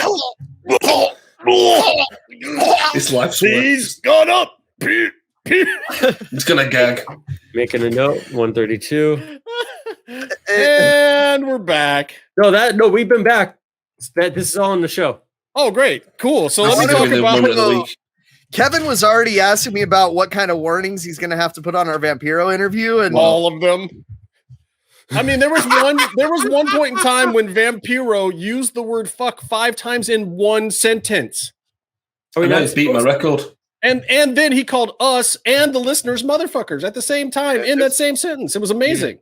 There's some Samoan dick references in there that was inappropriate.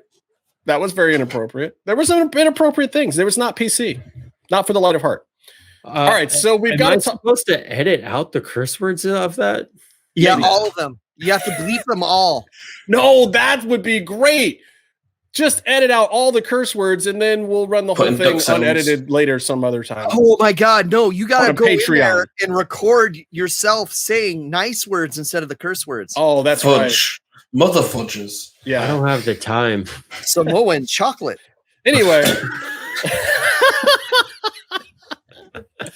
And we're back. Let's talk about Lucha Underground, Ultima Lucha, Uno, And I really want to talk mostly about one person, one very special person that graced us with their presence at Ultima Lucha 1, Michael Chavello. The big kibosh, Michael Chavello. First, Matt Stryker came up to us and he said, guys, I want to introduce you to my friend Michael. Did he act like you guys didn't know who he was? He did, which is like, are you kidding me? This guy's a way more famous announcer than you, Stryker. I'm like, dude, this guy, he's a member of the Bullet Club. Of course I recognize him. Did he do a Triple Mania as well? That's a joke. He's not the guy from the Bullet Club. No, that's Gino. That's Gino Bambino. Yeah, it's not him.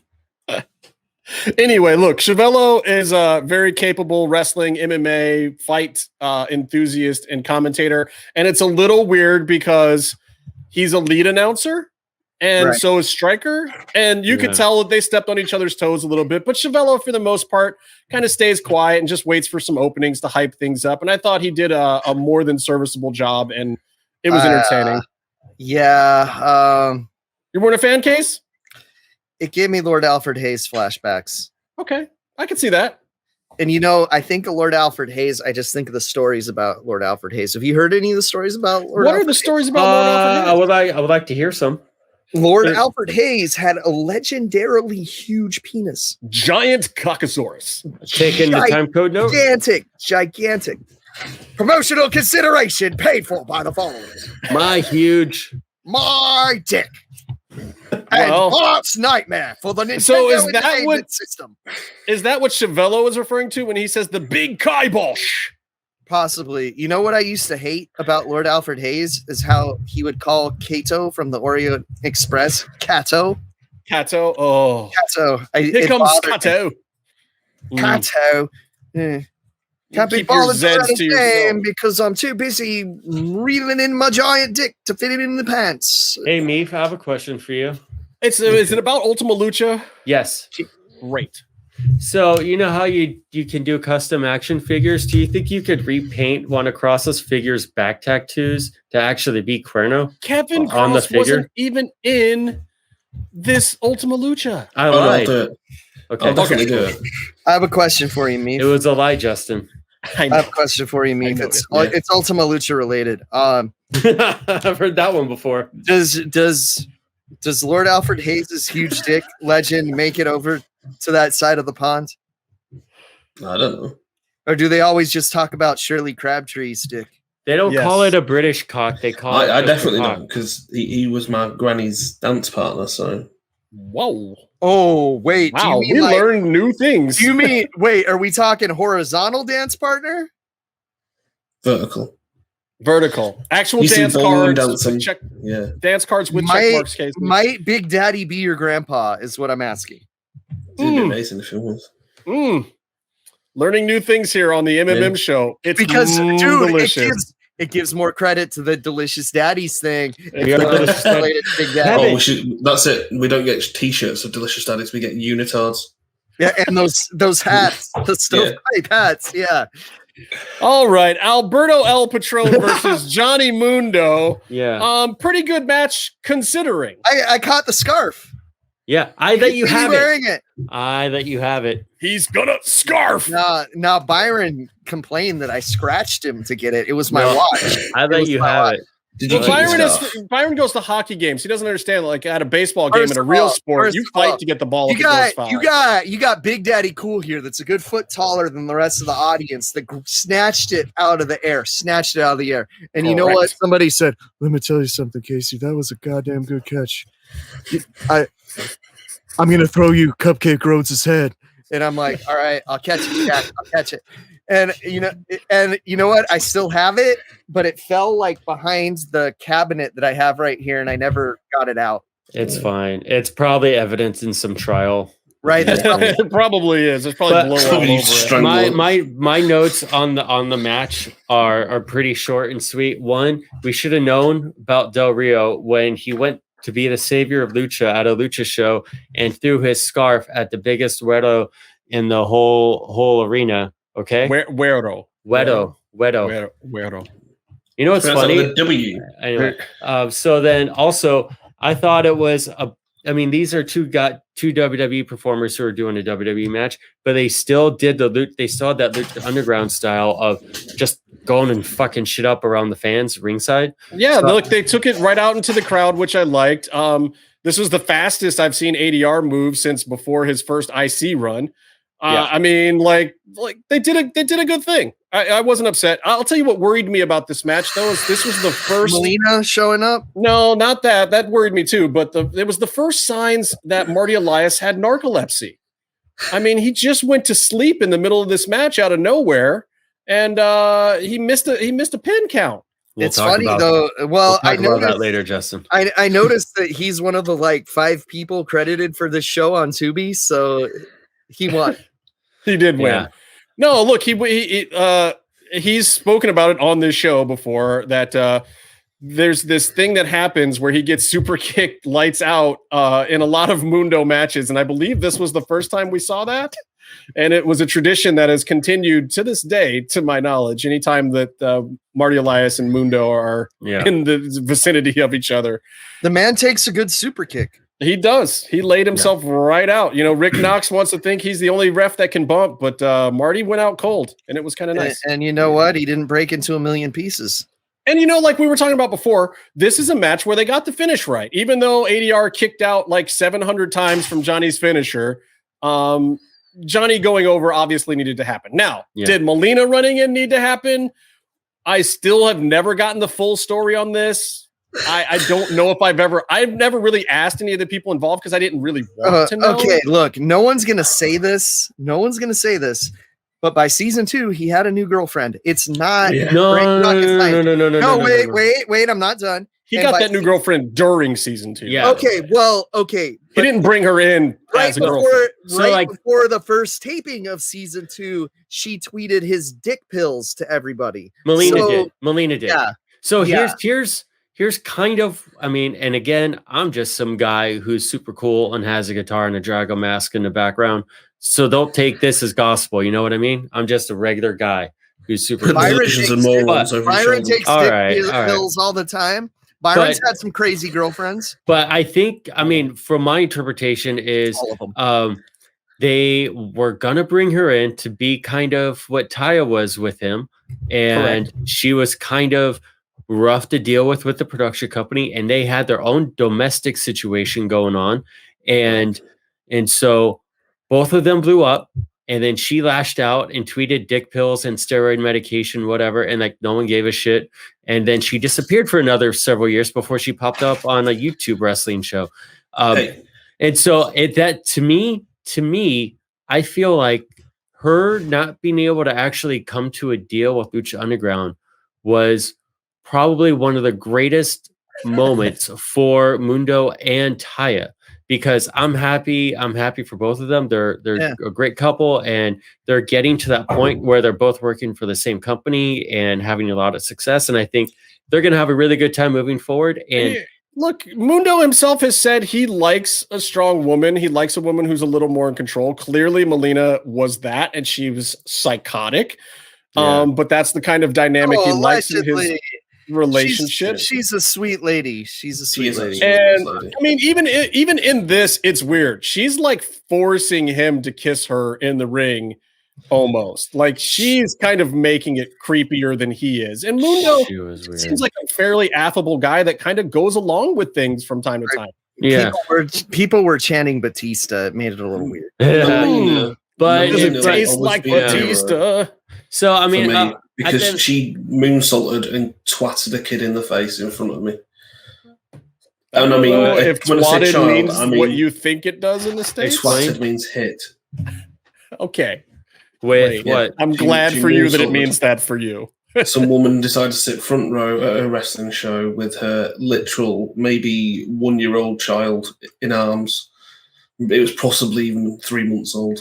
And little kids next to her, and one of them took a fucking boot to the head, and I was in pieces because the woman threw a hissy. Did you guys ever see Dan Shokudino's intro with the baby? Somebody brought a baby to a DDT show, and Dino's running the ring, and he grabs the baby's arm and starts like moving it towards his crotch, and then the mom runs away. Wow, that doesn't surprise me at all, and how inappropriate that is. I'm out. Yeah. All right, I'm going to move on to vignette number 1. Dragon Azteca. No. We have one more thing to talk about with that. The reason that there was a whole nother match after the match where even though Mundo won, Del Rio had to bloody him. Oh and God, get he his totally heat had to back, get his heat and back. then he had to spank his. That's probably why she was brought back. He's like, I need to cuck him real bad too, in addition to blading him, and so he spanked Molina as well. Then he goes in the ring and raises his belt, which wasn't on the line, and it's like the thing is, won. He wants the footage to look like he won. Yeah, and the thing is, Del Rio also for like hours he was yelling at DJ and Roach because he was super pissed. He was booked in the opening match. He was probably super pissed he wasn't going over, and they probably did all of that because he does a lot of cocaine and is hot-headed. Lucha Underground made it up to him. Lucha Underground made it up to him when they brought him back all those other times. Yeah, all those other main events. I mean, yeah. This was when he showed his stripes. He showed his colors. He had been kind of holding the locker room hostage a little bit before this moment, and it all came out in the wash. It's like you're being a dick. He wasn't the only person to lose their job because of the show. So and let's get to it. So anyway, let's talk. Dragon Azteca breaks the treaty to get Lotus out. Dario says he must pay the penalty. Lotus is fucking dumb, bro. And Lotus kills Dragon Azteca. I know it's like Stockholm Syndrome too a little bit, but all he said is no, that guy killed your parents. And she's like, all right. Look, Dario has that Jedi mind trick shit. Dario's just like, yeah. He's got the good dick. That's what it is. This man killed your parents. Nah, dude, it was Matanza that's got the good dick because they were in those cells. He could reach like that movie Welcome Home, Brother Charles. Is that he actually ate with his penis? Is that the one? Dude, one person in the audience has seen Welcome Home, Brother Charles, aka Soul Vengeance, and just popped for that reference. And that one person, I got you. It's Adam, guaranteed. Anyway, so yeah, probably. I mean, look, he can't be too mad because we just talked to Vampiro about this match. It's one of the most famous matches in Lucha Underground history, and it is also not the headlining match on Ultima Lucha. It's the second match. It's the Cerro Miedo match between Pentagon and Vampiro. Yeah. So now we're going to talk about the shit that got cut out. Okay, so do it. So first of all, if you're listening to the show and you haven't seen this match, you're broken as a human being. Get your ass on Tubi. Go watch it right now because it's watch on YouTube. Match. And then make sure you come back on March 20th and listen to what Vampiro has to say about it at Expo Lucha. Go ahead, Casey. Oh by the way, Justin, when Vampiro said that first thing he said about someone related to this match, I'm looking at the whole browser. I'm like, okay, the ticker's going. That says recording. We're making sure we're getting it. We're good. You've checked that file, right? You backed that file up in like 5 places, right? Okay. Yeah. What didn't we see, Casey? What happened, man? Yeah. So, okay, first of all, like we discussed with Vampiro, this match was a lot longer than you saw on TV. There was a lot more brawling around outside of the ring that we missed, things like that. But there was also a long segment where they couldn't get the fucking ambulance in the building to get Vampiro to do the stretcher job right, because Vampiro was going to do the fucking superhero thing that you do end up seeing, that he gets off of the stretcher and he's like, fuck that, I'm still going and shit, and it ruled, but it took so long to set up. Luckily we were a cool crowd and we were still with it, you know what I mean? Yeah. Like we were cool like that, and we were high-fiving Pentagon or something at the time. Yeah, we fucking love both those guys, so we were into it, you know. The other thing was Matt Stryker interfered in the match. He's the reason that the table just appears to be on fire without anyone lighting it is because first Matt Stryker came out from behind the announce table, helped set up a table, tried to light it on fire, and he couldn't light it. It was like Hogan Warrior 2 shit.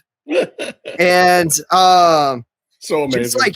Just like he would job to me in the wrestling name game, Matt Stryker jobbed to the lighter, got out of the ring, and they proceeded to cut around it, and the fire was there. And Yeah, Vampiro was on fire. It seemed like it was way longer in person, but it's one of those things that happens in like slow-mo in your head.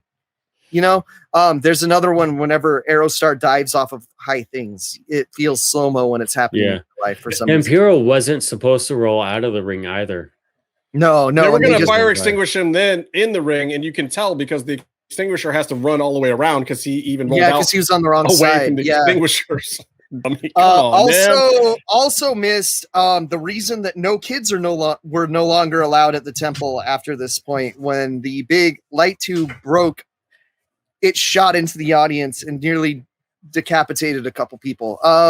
Which is funny because we've talked to Eric Van Wagenen about that before. And it's funny because in the edit, Eric chose to still use the shock and horror on a few of the children's faces and the crowd reactions. He is the guy that put those shots into the show. And he's told me that he did that because that's what was real in that moment. It was like he was shocked and appalled that they had kids there watching that match. It was not kid friendly. No, dude, we were ready. Been all about it if I was a kid. Yeah. What the fuck, dude? I'm gonna see someone die. Dude, we were all ready for this, but we were figuring out that there was a bunch of there were new people in the crowd that we hadn't seen before, and also you see pretty clearly a hot section of the crowd and a very cold section. There's one point in time where 30% of the crowd is sitting down and everyone else is on their feet. Yeah, and the building's still shaking. Stands where it was fucking nuts. Like, first of all, Vampiro does the ghost entrance, which is the shit, and the whole crowd's fucking rumbling and shit. We're holding the signs up at him like you're about to get murdered. Yeah, we were kind of dicks to him. But then he ended up being the maestro, so it was okay. Yeah. We cheered him on the way out. I remember. And if you want to hear Vampiro talk about the maestro thing, definitely listen to the interview too, because he's got some interesting insight into how that came about. Yeah, exactly. And motherfucker, this match was great. I've never seen light tubes and thumbtacks in person at that point. And also, when they were setting up the match, I saw light tubes under the ring. And I pointed at Byron and I pointed to J-Ray and I'm like, look, there's fucking light tubes under the ring. This is going to fucking rule. And it did. It did. And it wasn't like individual. They were 3-packs. They were taped in 3s. Yeah. And it was so good. And normally you just go with the 2-pack, but they went all the way. We almost got showered with tacks after that top rope suplex spot onto the tacks. I gotta say this, and here to the heart of these guys in this match is that once the stuff was out, it didn't matter. They didn't avoid it. They didn't just pick their spot with it. You watch a lot of hardcore matches like I have, and you notice that the tacks go to one corner of the ring. The light tubes stay usually outside the ring and whatnot, unless it's a real grimy no-namers, kind of death match thing going on. My kind of death. This wasn't that. I mean, they left it in the middle of the ring. They both took spots on it. They didn't hesitate at all. They weren't trying to aim around it. They just kept going into the plunder and the remnants thereof over and over again. And another thing you didn't see if you weren't there live is that they had to change the whole ring mat because it was covered in blood and glass and probably my jizz from ringside from watching that match.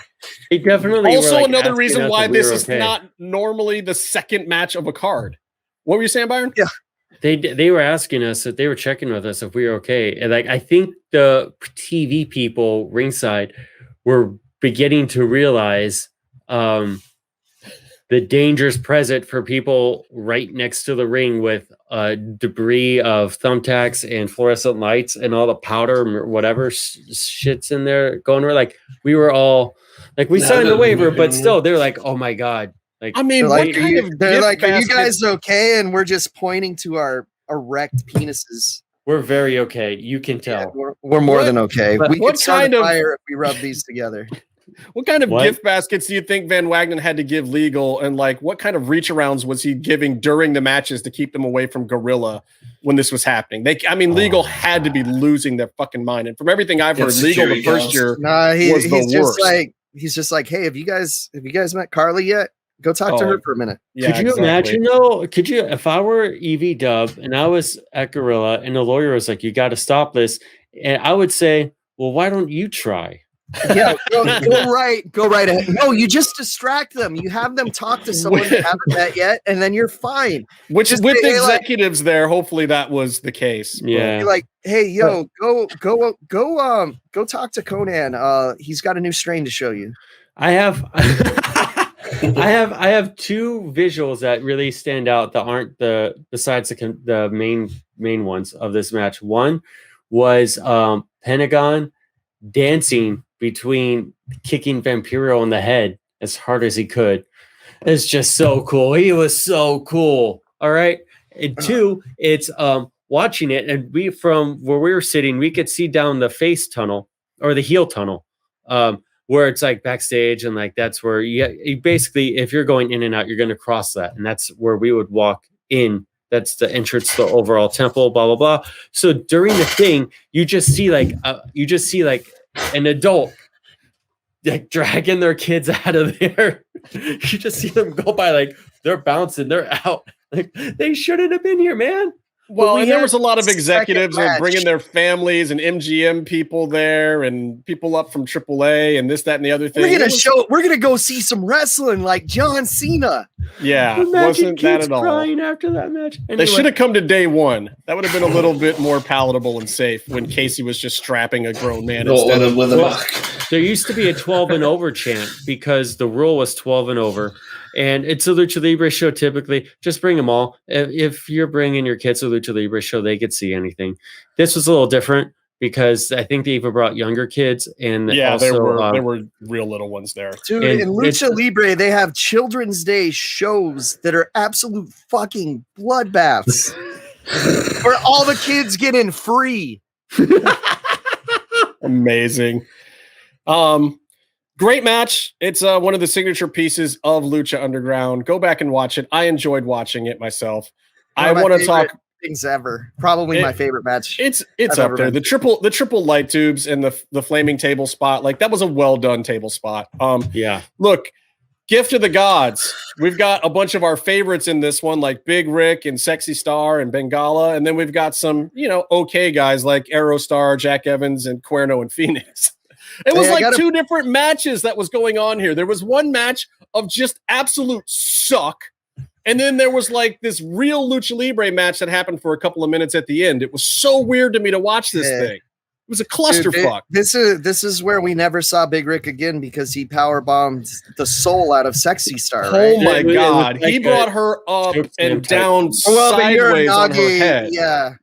And here's the thing, like for all that we dog on Sexy Star for no one deserves but like that. Yeah. Vampiro in the Nail on a Coffin documentary said it the best. Like she does have an ego and a temper, but so does everyone else in the industry and in her position, and you should in that role, but so like she's still like, I would say like one of us as far as like Lucha Underground, whereas like Big Rick, he never fit in, and like sure, I wasn't a super fan of Sexy Star ever winning a match, but you don't try and murder her with a sloppy. Well, no, you're supposed to protect the other people in there. And there's one thing. It's one thing to throw a potato here and there. It's another thing to get a little lost in it or whatever.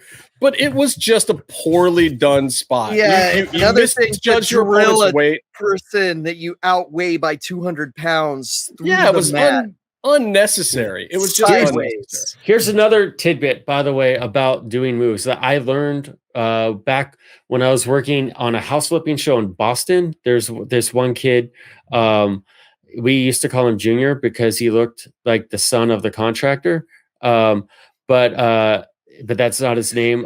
He trained wrestling, and we were talking about stuff, and he told me how like when you pick someone up and slam them like a power bomb, or you're doing a suplex, like a back suplex, or like a choke slam, you don't actually throw them down. You let that go halfway through. Yeah. Your arms are going out on a power slam like this. Two things. Watch a Vader match, Junior, and second, kayfabe. Fuck. So first of all, on those things, Vader can do whatever he wants, even now. If he wanted to powerbomb me, he totally could. Whatever you want, sir. Dead zombie Vader being like. But Vader also pushed people straight down into the mat. The problem with Rick here is he's doing it like sideways. And he's doing the rock bottom version, but it ends up half being a choke slam, and he over torques her completely, still puts force into it, and pushes the back of her head straight at the mat. Yeah. It's because he curled his arm too much. Yeah. And so I just want to give a shout out. I want to give a shout out to my old friend who doesn't acknowledge me on Twitter. But anyway, it's Chavo. No, he doesn't. He blocks me. But CJ Cruz is his wrestling name. He's doing cool shit. He's even getting gift by Hoke. So if you're in the Northeast and you see a CJ Cruz match, check it out. He's going to do some cool shit. Tell him to stop big timing Byron. He's big timing me. Oh yeah, someone else tell him. I can't tell him that. Look, Cuerno even was a little bit rough on Sexy Star, but that was good. He was treating her with the respect of just being another luchador in the match, doing his moves the right way, but still protecting her. He was stiff. He always is, but it was not even in the same ballpark. And again, like I said, I love the end of this match. I felt like you got some real lucha libre at the end. I had a problem. What was your problem? Okay, Jack Evans clearly in second place in this match. Yes. Cuerno a distant third. Correct. Yet the angle is Phoenix and Cuerno. Yeah. Just another conspiracy against the Star Destroyer, the Dragon Slayer, Jack Evans, El Luchador, Mejor, and El Mundo. I think the inventor of modern lucha libre. I think this was Jack really Evans. Going back to what we know, which was Eric Van Wagenen especially was very conscious of putting over white guys in the first season. Clearly wasn't as conscious of it in season 4, but definitely was very conscious of it in season. Because by season 4, he's like, fuck it. By season 4, I think what we've all realized at this point is they were using whatever they could use and not even thinking about it anymore. Which was now, you know what? Vampiro provides some insight that if you read between the lines, you can tell what happened. It's kind of what I've been saying for a while, but it's all right. I get it. I get what's going on, and I've defended certain things to certain people a few times, but I think you're right about those thoughts, and people will hear it and judge for themselves. The Marty the Moth, I'm glad he got a spot here. They're going down the angle of him being a little crazy. I liked him falling in Melissa's lap more than I liked the stuff that he did with Sexy Star, but I'm glad he got in the match. Not as glad that Daivari was involved in this match at all. That was pointless and stupid, but so was Big Rick, so it didn't really matter. Do you think Daivari came in and potatoed Rick with the chair because Rick tried to murder Sexy Star? Yes. I think they sent him in from the back. Davari's a nice enough guy that he could have done that. Like maybe he was doing a run-in already, but when he was there, he decided to potato the fuck I think he was standing at Gorilla and he saw what was going on before his run-in, so he came in hot. So somebody's like, send it. I think he's just squaring the fucking knee. Yeah. And they may have sent him in early. Who knows? Like, get Rick out of there. Yeah. F that guy. Anyway, because then they murdered Rick in a comic book. He didn't even get murdered on the show. Yeah. And then his skull was in a locker. Yeah. All right, we got to talk about the biggest match on this show, the most important one for the culture and history of Lucha Libre. Believers Backlash featuring me. This is so important for the entire culture and history of Lucha Underground and Lucha Libre in general. Tejano versus Blue Demon Jr. Byron, I'll let you say it since you actually wrote it down in your notes. Thank you. This was a match. It happened. To be fair, this would have headlined AAA at the time. That doesn't make it right. Okay. No. Well, Byron has a very astute note, which I'm saying because he had the exact same note as me. Go for it, Byron. What's your note? Well, I've been trying, but everyone, including we'll do it faster. My note is that this was the only match. Oh, let me tell you something, Byron. I'm just kidding. Survive if I let you. He's gonna make an anecdote. This is all better than the actual match, by the way. I had two notes. One was Tejano was looking pretty swole. He was looking, handsome and jacked, so that's great. Good for him. The definitely the floor was as slippery as ever. But I've got a review for you, Byron. This is the review of the match. Pucker up. This was like, we're the believers. Lucha Underground is known for the energy and just standing on your feet the whole time and going fucking nuts, right? It's unlike any other wrestling show you go to. This is the one match you sit down for. Chavo showed up with a chair, though, Byron. No, dude, this was... Why was Chavo face? No. Dude, we couldn't even sit down because they packed our row so tight because they needed to get Lil Jon Studd in there, too. Yeah. And so we're like, fuck it, sit with us, bro. Sit with us. And that was cool to see Casey standing next to Lil Jon Studd, if you know what I mean. It's like some of those videos that Leaf likes to watch and send us links to. It's Schwarzenegger and DeVito, man. It was great. Yeah. Meep's got that Game of Thrones fetish. Look, que bonito vampiro. Blue Demon gets the win. Chavo does the swerve. What's the swerve? I don't know. Chavo is Mexican still? Like that's the swerve? Like the swerve was Chavo blew out his hammy in a match and finished it and took a finish, with his hammy blown out.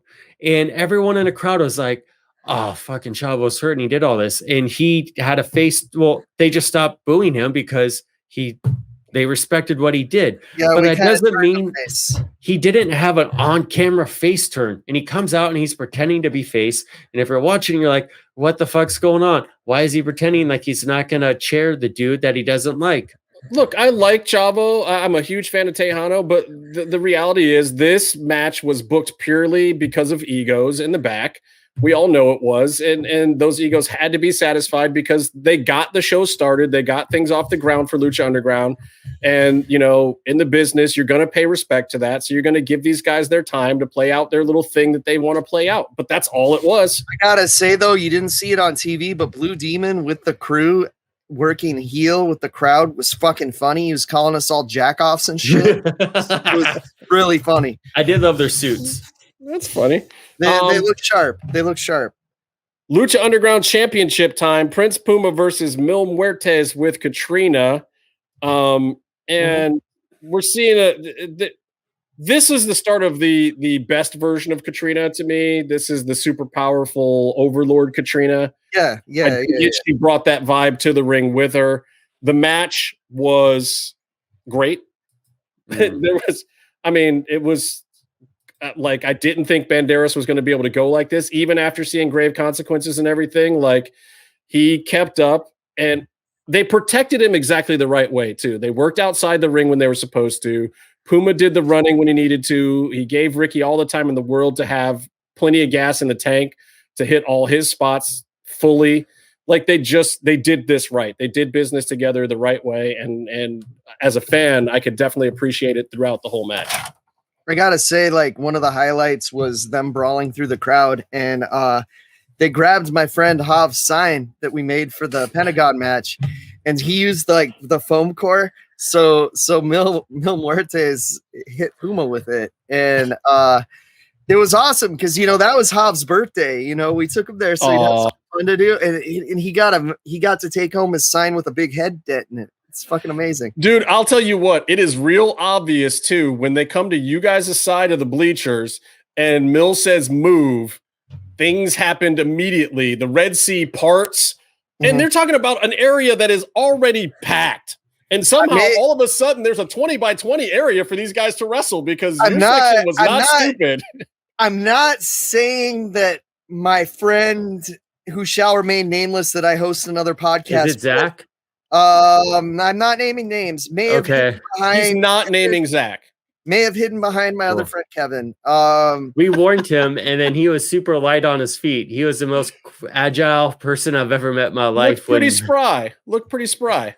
But the other parts of the audience weren't quite as fast, which is hilarious because at one point Mill had to go bowling for Pumas, and he did the bowling alley spot. There's a couple of them on Ultima Lucha this time. And as you notice, if you watch this match, Mill doesn't wait very long. And those people did clear out, but they didn't have very much time to, because he just, when he's going to do the spot, he's going to do the spot. He's not going to give you a whole bunch of come on, get out of my way thing. Like, I'm going to set up the spot. He's move once, grab Puma, bowling right into the chairs.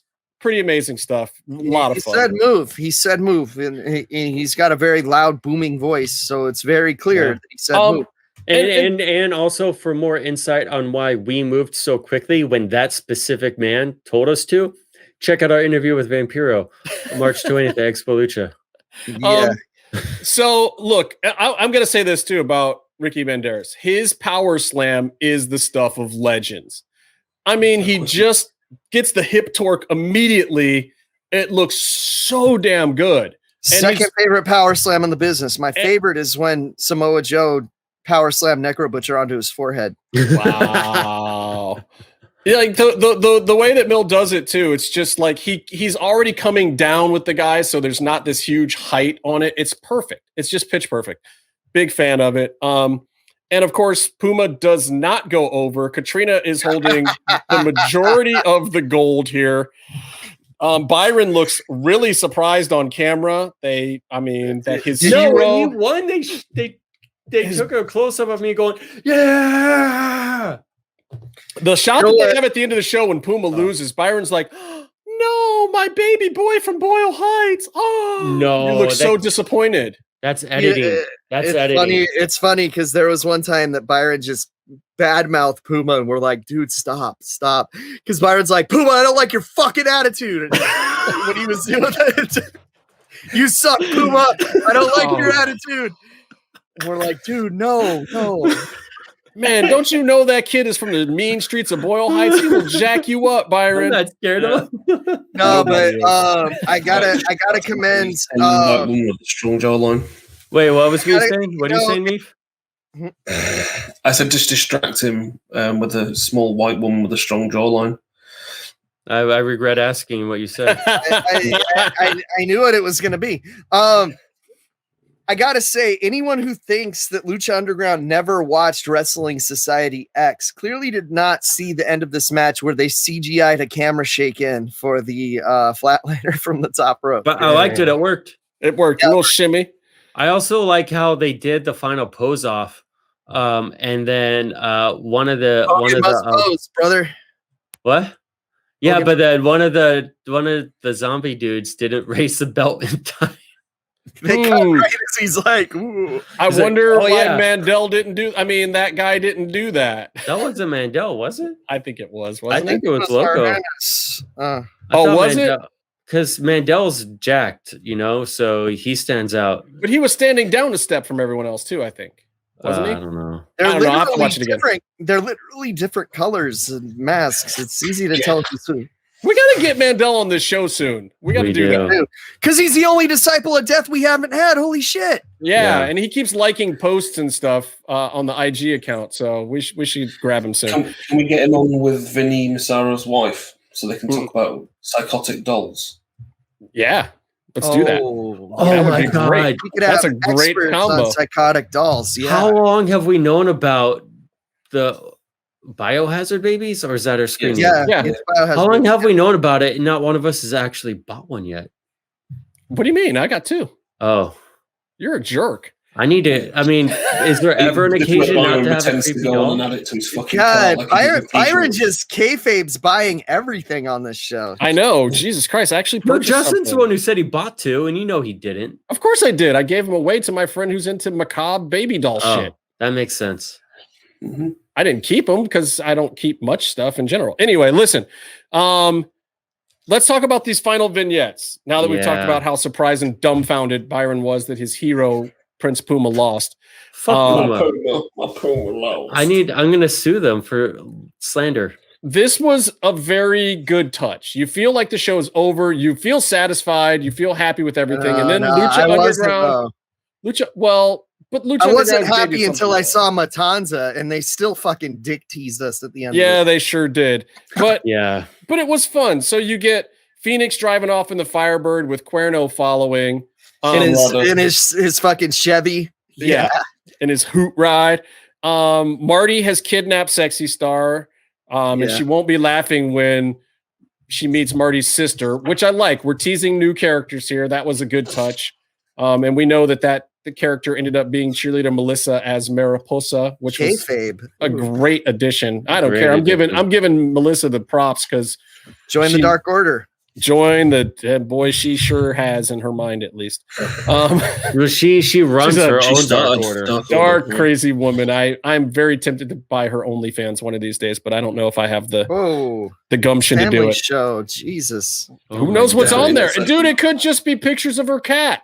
Who knows? I haven't bought it. I'm guessing it's not. Meef is thinking really hard right now about starting one with his cat's butthole. Guessing it's not, though. I mean, but then who would pay when they could watch it on our show for free? That's also true. Son of Havoc and the Unlikely Trio segment. Riding on the back of the motorcycle. And that would be one thing. But he's also riding on the back of a motorcycle with a girl whose foot is broken. He couldn't even drive when she's injured? Should have had a sidecar. Yep. Should have had a sidecar. Oh, he could have had twin sidecars for Angelica and Evilise and him in the middle.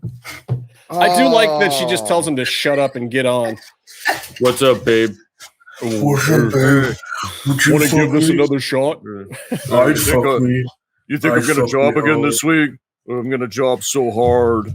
I'll tell you what, though. Skip Chasing. You job me? I job me hard. Skip Chasing is genius, though, because they don't actually drive off. That motorcycle does not move. It is a great camera move that makes you just feel like they've left. Yeah. Not as great. This next scene, very cool. The super friends. Yep. Until we meet again, my friend. Very interesting voice for Drago. And then Drago, we've talked to them about this before. They really wanted Drago to fly here, but it wasn't quite within the realm of doing at the time. So they turned him into a fireball that kind of disappears off into the air, which I think was really mean because you can see Aerostar staring at him like, why don't I get to do fireballs on this show? He was very jealous and angry. He got to turn into sparklers.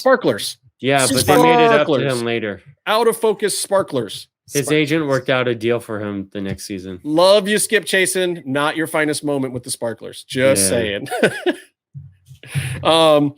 Pentagon, now that we know what's going on here with the Maestro story, gives the master where are we going now, and we get darker place. We get the first reference to a much darker place, which we all know lovingly as the sex dungeon. Yeah. That they go to later. We didn't ask Vampiro enough sex dungeon questions, you guys. Oh, I really wanted to, but we'll get there. I actually had that in my notes to ask him about Tony Jensen and the sex dungeon darker place setup segment and why they did so many sexual, weird, bizarre things in those segments, and if Chris Roach is really responsible for them, because he is. This moment I liked. I don't know how or when or why they made this happen, but Daj puts on the hood of the Dragon Azteca family as Dragon Azteca Jr., does the spray painting. He is the character that spray paints the question mark on the Lucha billboard. That is still there? Is that still there? I think it got taken down. And it's actually Ray Horace.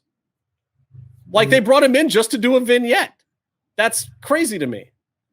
But awesome. I don't know if they were thinking about using him or some other kind of reveal, but the fact that they brought him in, and I mean, it's pretty distinct that it's him, and the facial stuff going on here. He didn't work a dark. He didn't work a dark or as security, right? No, not that anyone knows of. Not that anyone would recognize him without his mask on. True. It wasn't dark matches though, for sure. He might, maybe like one of those vignettes. He got beat up or something. But maybe he could wear a generic mask and something. But yeah, that is kind of cool. They brought him in for one scene. Yeah, and it's a big one. I mean, they spray painted the whole sign up, This is one of those things that really separated Lucha Underground from other shows, which is something that we kind of say. But it also was just one of those new things that popped out. And you're like, holy fuck, it got a cliffhanger. And it has all these things in it. We got to dissect it. All these. I mean, they're introducing new characters here in parts and doing things that are like, yeah, this is going to keep going. And then you get the Spike Lee shot at the very end with Dario walking out on the dolly, which was kind of cool and an homage, as Skip likes to do with his homages to various filmmakers. That was a very clear cut one. Also, the Phoenix drive off was a Michael Bay Last Boy Scout reference. I don't know if anybody noticed that or not, but the color treatment and the style of the shot was 100% Last Boy Scout. Which is to say that it was a Hong Kong movie that Michael Bay stole it from. Right. Yeah. Then they have that Matanza shot in the trailer, that poorly CGI'd Matanza shot that made his head would have had to have been 3 feet long. But we dissected the shit out of that. Or at least I did. I was obsessed with what Matanza would look like. I had dreams up until the reveal of Matanza being revealed in different ways. And these are the things in retrospect that I think people forget sometimes. It's like, while this stuff was happening and we were watching it, these little bits like this were part of what was driving all of us and making it interesting. You're hearing about this character, and this is a 39 episode season that we've heard about this character the entire time and not seen him, and we all bit on it. You know, and it was a good bite. It was worth it. But it's kind of crazy to think that a wrestling show could maintain anything in a storyline for 39 episodes. No other show's done that. And how many was it into the next season? Another 10, 15? Yeah. I mean, you get the whole Mill and Katrina running the temple story played out before you get it. No, nobody's had. Okay, so what you're saying is no one has held anyone's attention for 39 episodes like that one did, right, Justin? I don't know if it even helped. I'd like to say that's a wrap for episode 156 of Best Bets. Be calm and stay in the mix. We will leave it there for Lucha Underground right now. Byron and I will probably come back and give you a little update on the Elimination Chamber right after this. If you're listening to this and you haven't visited luchacentral.com, it's time to do it. luchacentral.com is the online home for Lucha Libre, where you can get all of the top news in English and in Spanish. Find the best curated video content and original content not seen anywhere else. Find when Lucha Libre events would be happening in your area. Find photo galleries from top photographers covering Lucha Libre around the world. From weekly polls to annual awards. Seen and read by top executives in all of the major Lucha Libre promotions across the globe.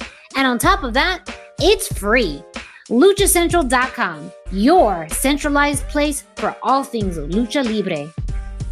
Welcome back, everyone. Casey has gone off to his shoot job. The rest of us have watched Elimination Chamber. I hope for his sake that he did not watch it, because I'm giving it a solid D+, maybe? I don't know. Should I even go that far? I don't know, Meef. An M for Miz. Yeah, you got to get back to cooking your tea, Meef. Do you want to go first? No. All right, so... Look, I will say that the exciting thing that happened this weekend was in the UFC, and it wasn't even Elimination Chamber. I don't know if you guys saw it, but Jesus Christ, Derek Lewis, the Black Beast, oh my God, uppercut to Blades, and then a few more pounds on the ground.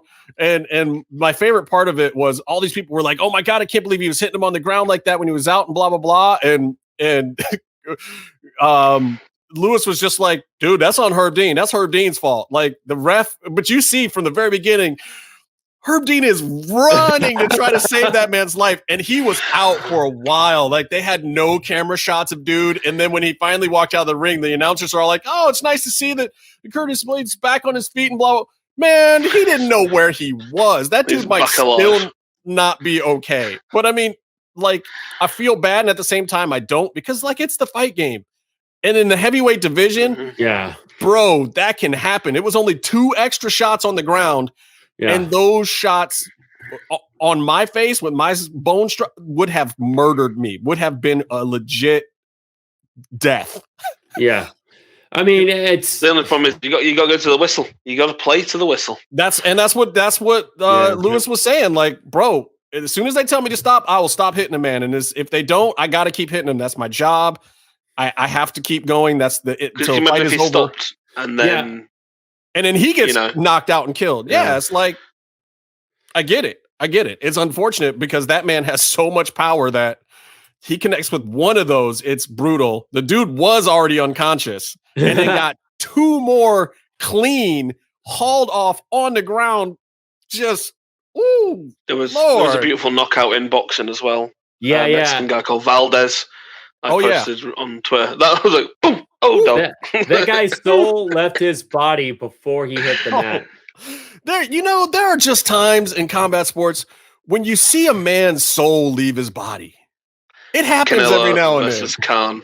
I mean, when Canelo punched Amir Khan, and he was out like the second his chin got hit, he went. Yeah. Yeah, like the one where Rashad Evans got crumpled too was one of my favorites, where he just went. Yeah. No, this one, like they were checking his pulse, weren't they? Oh yeah. No, like every medical officer at the UFC Performance Center ran into that cage. They didn't even do the final announcement in the center of the ring. Like the ref came over back against the cage where Derek Lewis was and raised his hand. Like they would not show you the wide shot because they thought that man was dead. Like for at least a minute, there was serious concern. Then he started coming to, but even once he came to and they had a couple of quick shots, bro did not look okay. Like, and I hope his career is still good, but like after getting knocked out like that, and this is the number 2 ranked heavyweight in the world, by the way. Yeah, that dude needs to seriously evaluate after shots like that whether or not he even continues his career. Mm-hmm. Like it might be time to just hang it up after that, bro. Yeah, because in boxing, I know MMA is slightly different because it involves the grappling. But if people know that hitting you can do that, I mean, you just quit. Fuck that. Know, football players go into concussion protocols. Like this dude needs to be out the game for a minute. Like they need to check his head. He needs some scans, some shit going on. Like I don't know. Derek Lewis ain't no. And the craziest thing was Derek Lewis was losing that fight. I mean, he was losing that fight. He got clowned in the first round. He got pieced up, and he said before and after the fight that he was waiting on his uppercut. He was waiting on a moment, like, and then he was calling out wrestlers at the end. He was like, "I'll take Stipe or whoever." Like, he wants a wrestler because as soon as they go to shoot in on him and they duck that head to shoot, he's gonna right in that uppercut every time. Yeah. Like he's got the formula for beating heavyweight wrestlers. If they can't stand and bang with him and they try to attack his legs or come at him, the only thing you can do to beat Derek Lewis really is you got to leg kick him. You got to leg kick the hell out of him and then piece him up from the outside with the jab and then hope you hit him with the big shot. He's susceptible to it. He knows it. He's never claimed he wasn't. But man, if you try it for that shot and you get caught with that uppercut just like this, day is over. All right, so that was the fun stuff. Now, fucking Elimination Chamber. Oh my God. You want to talk about a piece together just this is just a bridge to something else. Like this, like Fastlane's around the corner, is it? I mean, Fastlane is normally a garbage pay-per-view, and I expect Fastlane to be 10 times better than this. Well, yeah, I think it's actually going to pull all these stories together. Yeah, they're doing some because they need to. They need to. Their WrestleMania is going to be on Peacock, and Fastlane will be too. So it makes you wonder, like, are they going to be doing a bunch of big picture, interesting stuff that NBC wants them to do, and it's maybe everything resetting? There's a weird reset that's normally in place by now. So their new champ, by the way, is a star for NBC, which makes sense. Yeah. They can do a lot of cross promotion with Miz. Yeah, and I mean, I think he's definitely worthy of the title. I don't think that they put him in a spot to make us feel that way right now. Do you want to know what the really bad talk is, though?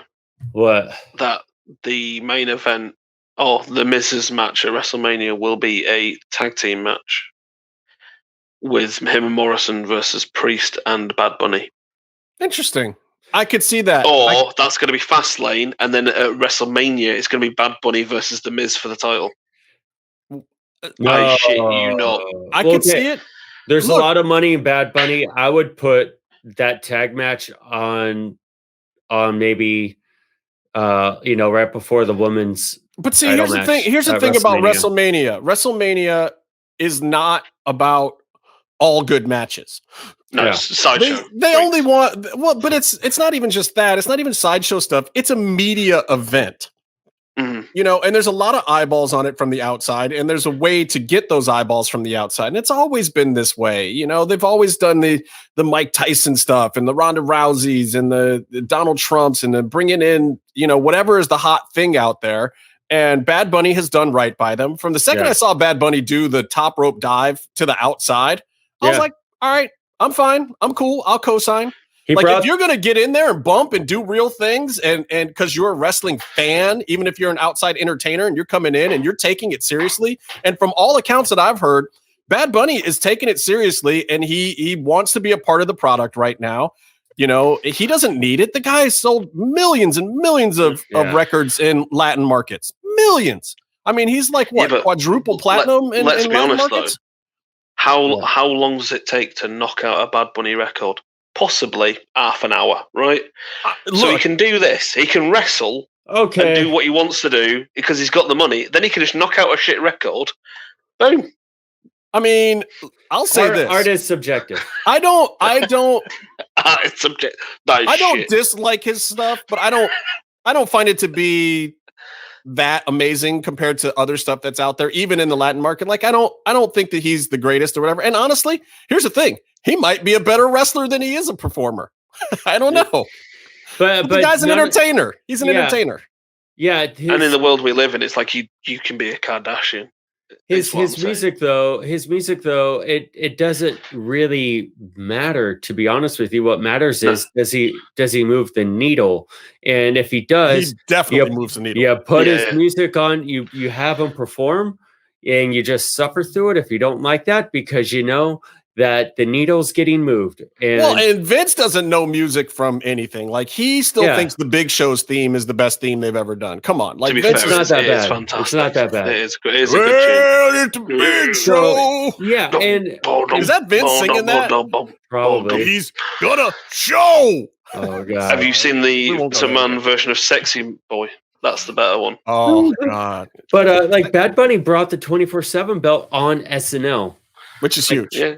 No, how many WWE superstars were on the show? They didn't bring any of that shit on. Well, you're seeing the synergy between, you know, Universal, parent company of NBC, and USA and all this stuff. You're seeing the synergy back, and this is a byproduct of the Fox deal, because taking SmackDown to Fox was a huge deal, and also a slight to NBC, who has been in bed with WWE for a long time. Universal has been with them through the main Saturday night's main event, and when they were doing all that late night stuff on NBC, and being a part of them with USA for years and years. And, you know, they've made a lot of money together, and bringing in an outside player like that refreshes things. And clearly, if you've been watching over the last year, they have treated SmackDown like the A show, Raw like the B show, and NXT like the C show. And there's been times, not recently, but, you know, last year, when they're starting to figure out the COVID thing, when NXT was a clearly superior product to Raw. Yeah. And so USA was left with Raw, and it was just like, and then that's when they came at Vince with like hey, can we spice this up? Can we get it more edgy? Can we have it be more violent and more adult? You know, like what can make what we're getting from you guys better than what's going on SmackDown? And now I think it's evening out. And SmackDown is weird being a 2-hour show, because they're like a 2-hour show with 4 matches these days. SmackDown flies by, and there's barely any wrestling on it. So, well, if you do 15-minute matches, you do 4 of them, it's an hour. Yeah. And a 2-hour show is about an hour and a half. Yeah, and with promos and in-ring stuff and Hello Ding Dong, which is great, by the way. I don't care what anyone says. Bailey and Hello Ding Dong is the best. What's Hello Ding Dong? It's her little new Piper's Pit, whatever. I mean, ever since Piper's Pit, there's like 3 of these different things a year where talent gets to host a show within the show. But Bailey's is so stupid and atrocious and done so purposely bad. And Bailey herself doing the heel thing in it, it's something about it for me just absolutely works. I don't know what it is. I don't even want to care about Bailey at this point at all. I mean, and Hello Ding Dong is just stupid, but I friggin' love it. She shaves Cole into the back of her head to rip on Michael Cole. I mean, I'm all in on that shit. When she's just talking through her matches, go, you see that, Cole? It's fantastic. I mean, this is why sometimes I don't like Bailey, but that's amazing. Waiting a long time to do a heel turn is just worth it. because she's had probably so many ideas and been building this up for so long, knowing that eventually she had to go heel, that it's just, it's fun. Like Sasha goes heel and face and so back and forth so many times. Yeah. It doesn't even matter anymore. She's just the boss. Sasha's almost turned herself into a Stone Cold kind of character. She's almost just a tweener.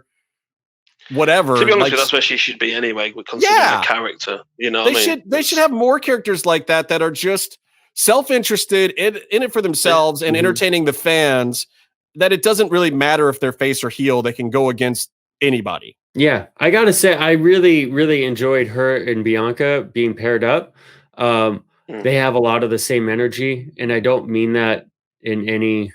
No, they do. Not I don't mean that in any way that me thinks. Right. But you really see it. You really see how much of a ring general, how great Sasha is in the ring, but how much she knows how to use her in-ring skill, because the stuff with Nia was only really bad. Right. Yeah. It wasn't terrible. It was just really bad. It wasn't the worst. It was just really bad. Yeah. All right, so let's talk. I'm going to talk a little bit about some of the stuff in the pay-per-view. The first Chamber qualified for a Universal title shot. Boy, they really made me not care about any of these guys. And I got to say, the camera work, and I've been talking to a few people on the Twit machine about this. The camera work was god awful, especially in the first Elimination Chamber match. It was impossible to follow. You didn't have enough wide shots. You couldn't get the scope of what was going on. They had a lot of these close angles. I get it. They have cameramen inside there, so they're trying to use them a lot, but it was tough for me. And, the D-Bry, Cesaro, Corbin, Zayn, KO, and Jey Uso, I mean, they made it feel like a bunch of mid-level talent. They did not make any of these guys feel PWG big. Main event one. It's quite fun. Yeah, I mean, I enjoyed that match probably the most out of all of them because I'm a fan of all of their work. And you like those guys. I like those guys, but it also felt like nothing was going to get in the way. Like there wasn't going to be it wasn't like Drew McIntyre was in there and you're like, okay, well, these guys are going to do their thing, but Drew's going to have to nerf everyone at some point or so, and like, even like Corbin, I thought he was used very, very well honestly, that's probably the best I've seen Corbin in a while. Yeah. That was a good use of Corbin. Seeing him in a 10-minute match singles is dreadful. The stuff with Dominic and Ray that they had done was passable, but it didn't really help at all. This was a better look for Corbin, and it was a good look for Cesaro too. Yeah. I don't know why they didn't have Cesaro go over here. He should have gone over. I don't understand the D-Bry thing. I didn't get that. Because I think we're building to some form of Daniel Bryan title run at some point. See, I've read that D-Bry and Edge. I just read a specific thing pointing out that D-Bry and Edge are on the booking team and how Edge is mostly pitching for himself and Daniel Bryan has been pitching things for other people. So that just makes me think that necessarily he isn't being built for something big. I would much rather Cesaro in that spot, but I also think that they didn't want him to get squashed by Roman right after, If he was going to be able to keep that moment of victory, then it would have been Cesaro. But and hopefully they'll spill him out of this into something else because he really did look like $1 million. And the thing where he was doing the swing into the cage, great. That was awesome. That was actually fun. There's also you're talking about camera work. There's a few moments where the lack of being able to see everything makes the moves look so much better. And that was one of them. Right. Okay. So there's this one other moment I want to talk about in this match. D-Bry did not look okay after the Samoan drop senton combo thing from KO onto Cesaro with D-Bry on his shoulders. Like, bro, even the ref came over and was like, no, are you really, really okay? Like, I don't know. Something about the way D-Bry was bumping. He was not tucking his chin at all. I don't know if there's something to do with his neck or the surgeries that he's had or he's what's had enough going of on. The bellas. But he wants to die in the ring. he looked like he was smacking his head on every single bump. Like he wasn't putting his arms down. He wasn't flat backing it at all. He was going in neck first, which is fine. Some guys like to bump up on the top of their shoulders and kind of curl their neck in, but he wasn't tucking his chin. He was going back that way without. Yeah. I did not understand it. KO landed a bit further back than he meant to. He went forward, and it just kind of. It looked pretty vicious. Look, he was up and around and running around 3 or 4 minutes later, but unlike Jeff Hardy, it was and the spot right after it and the bump right before it, I was like, man, D-Bry, what is going on here, bro? This is not healthy for you at your stage of the career. Like, especially in a match with this many people, you don't need to be doing that. Yeah. So I don't know. But anyway, yeah, it was weird. And then so we get the aftermath of this thing. D-Bry after the running knee pin on Jay. It's great. He gets his title shot. Of course, I wish they had gotten the ring up faster. Like I wanted while they were still in there, like 1, 2, 3, start raising the ring. And Roman's entrance music hits immediately. Like that should have been just so you feel so disgusted for D-Bry. Like if it had been faster, you'd have just been like, oh, this is some bullshit. Yeah. Like I wanted to be more pissed. And then of course it almost made it feel like he wasn't going to come out. Yeah, they did a nice little thing where D-Bry gets a little bit of heat on Roman for a half a second before the squash, which I thought was appropriate. This match was not supposed to go long. It does further the story.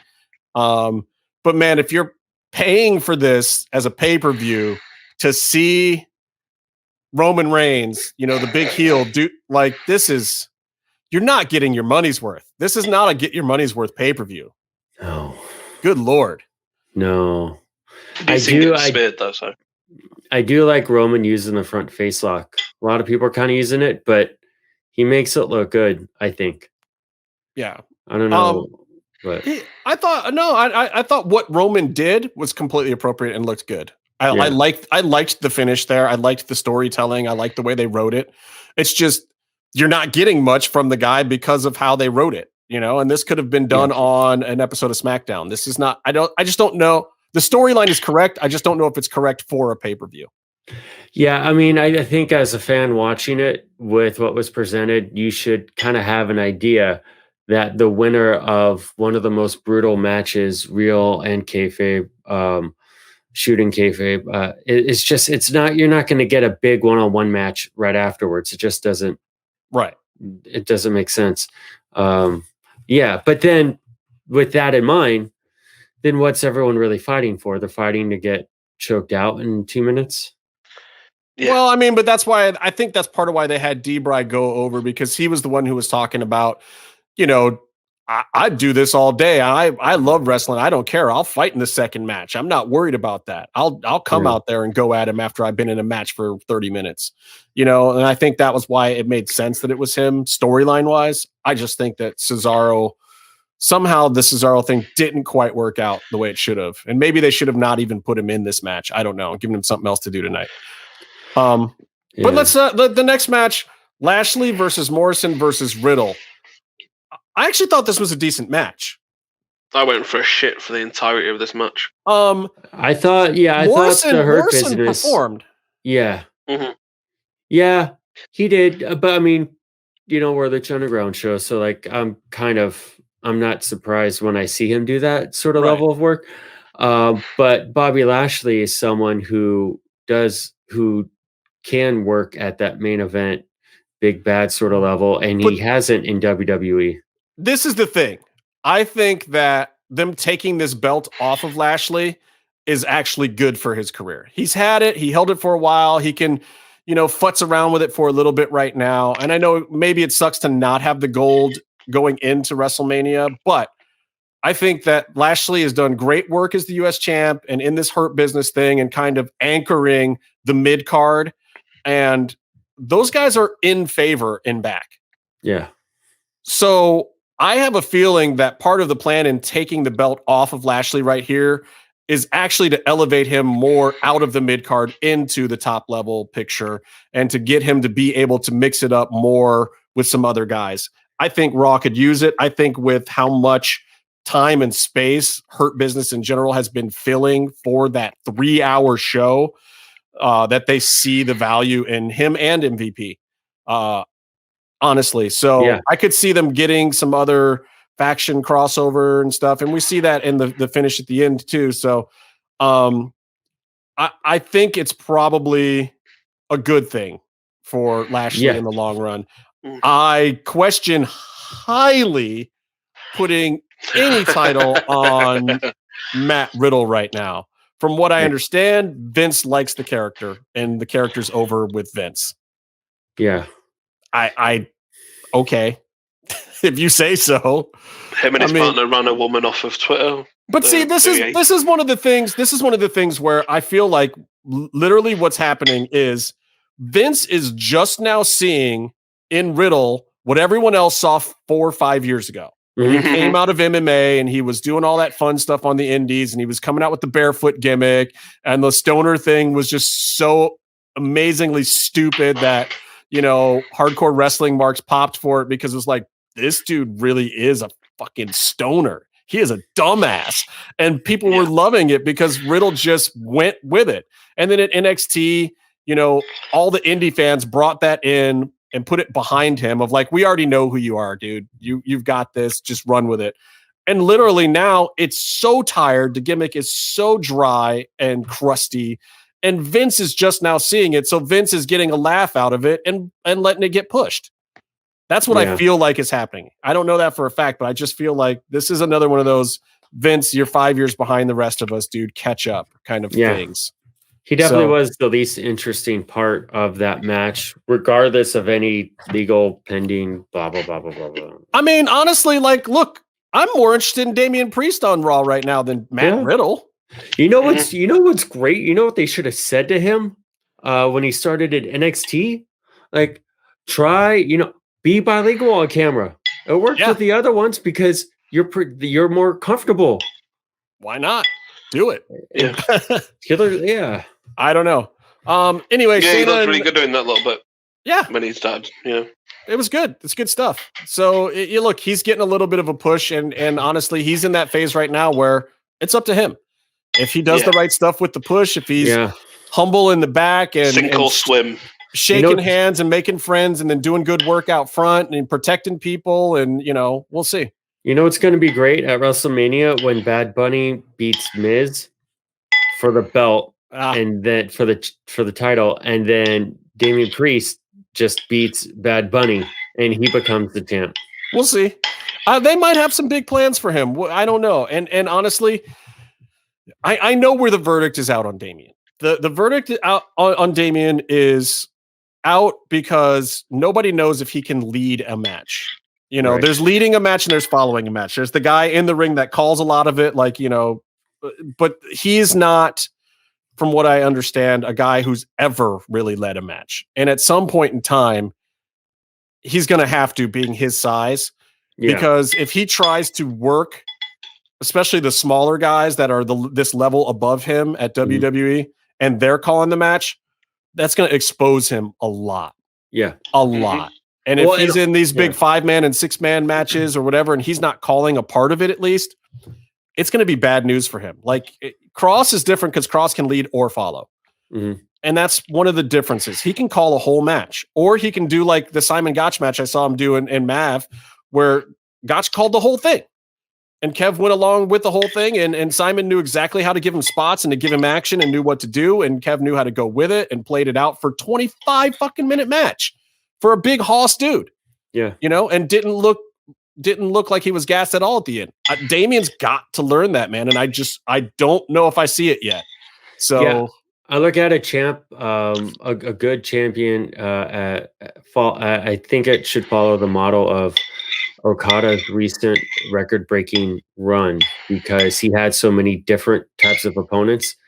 And as the champion, as someone who wasn't going to lose, so it's his program, and he's responsible for the selling, but also making sure the show was good. He had to make sure that all the matches were good. Right.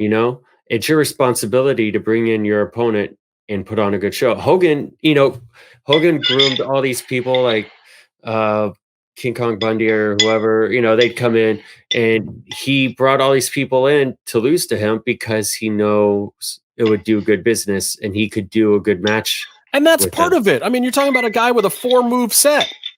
Yeah. So you got to be able to lead a match. Like, there's levels to the game, man. There's levels to the game, and you got to learn them all. Wasn't by itself. That what wasn't by itself? The finger point was a move by itself. Right, exactly. And that was his whole kind of moveset throughout the whole thing, and that's just what you get. All right, let me talk real quick about Shayna Baszler and Nia Jax versus Sasha and Naomi for the tag championship. Obviously they were going to leave it where they left it. But I want to say what? No, we should, before we go further, we should go back and fix what? Well, I don't think Naomi was in the show, was she? No. Oh. It was Bianca Belair. Oh, Bianca. I did say Naomi, didn't I? No, I have Bianca. Yeah. Justin. What are you trying to say, Byron? You should know better. Are you trying to say that I think all of a certain kind of people are the same? You did a Byron. No, I did a Byron. Nope. I'm sorry, that's Bianca. not what I do. It's the same amount of letters, isn't it? Anyway, doesn't matter. Because what I thought was best about the match had nothing to do with Bianca anyway. Not this time. I thought that Sasha and Shayna worked great together. Mm-hmm. Those two work. That part of that match was actually good. The rest of it, who cares?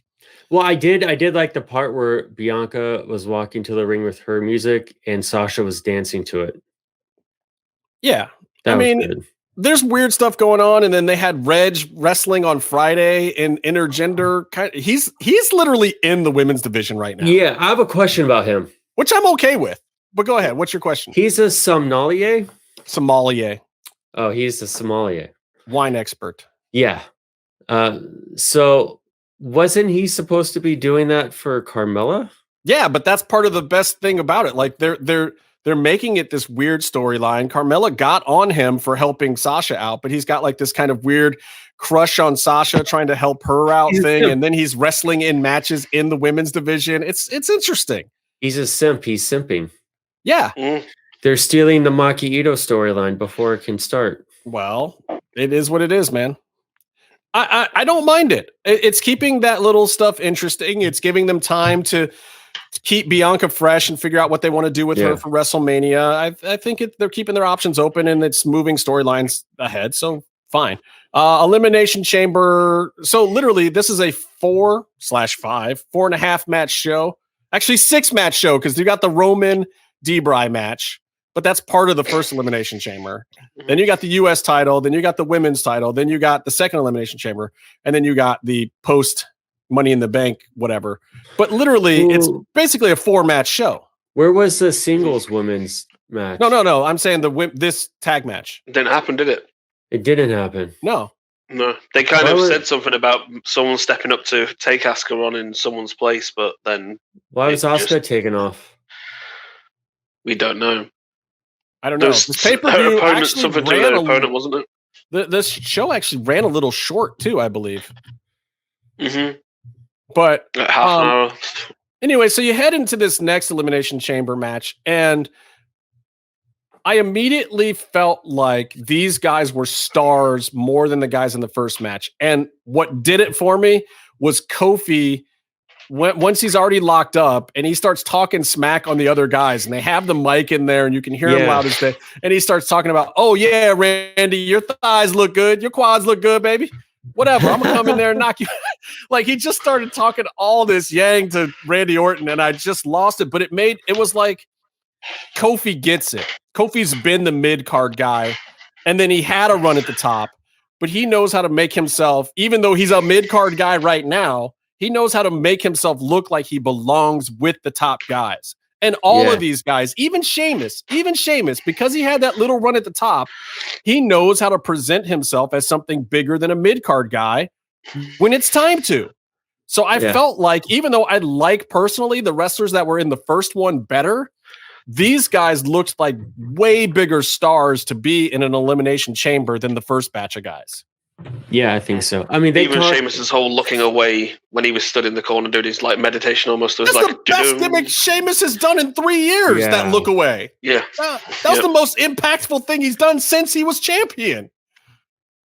Yeah, that was a genius spot, and he did not budge at all. He's just stoically looking away, bored as hell. I don't know. So there were fun things in this. I like AJ sneaking out the back door and running in past Randy. I like that they had Randy do big man stuff and then get the heck out, because like we've said before, once you're past 8 moves in a match with Randy, and don't think I'm saying Randy matches are bad. I'm saying that Randy knows how to be economical with a match. Randy Orton does an 8-move match. That's what you get to get in on him. That's how many he's going to give. That's it. And that's smart. That guy's been around the business long enough to know you can do the 8 biggest moves in the world. You can do the 8 crappiest moves. It doesn't matter. If you can't make 8 moves an exciting match, then you shouldn't be in the WWE, because it's about entertainment. It's about knowing what to do. It's about being economical. It's about saving your body so you can do it 5 more times that week. He knows better. And the fact that they got him in, he did big man stuff. He went to battle. He did his thing, and then they got him out of there. Perfect. I'm cool with it. I thought that was executed the right way. Yeah. The end of this match, maybe not as much. I don't know. What'd you guys think of it? I thought it was funny that the AJ gimmick with the plastic pod busting open in the back got spoiled in the first match. Correct. It did, and they ignored it. Yeah. Kind of.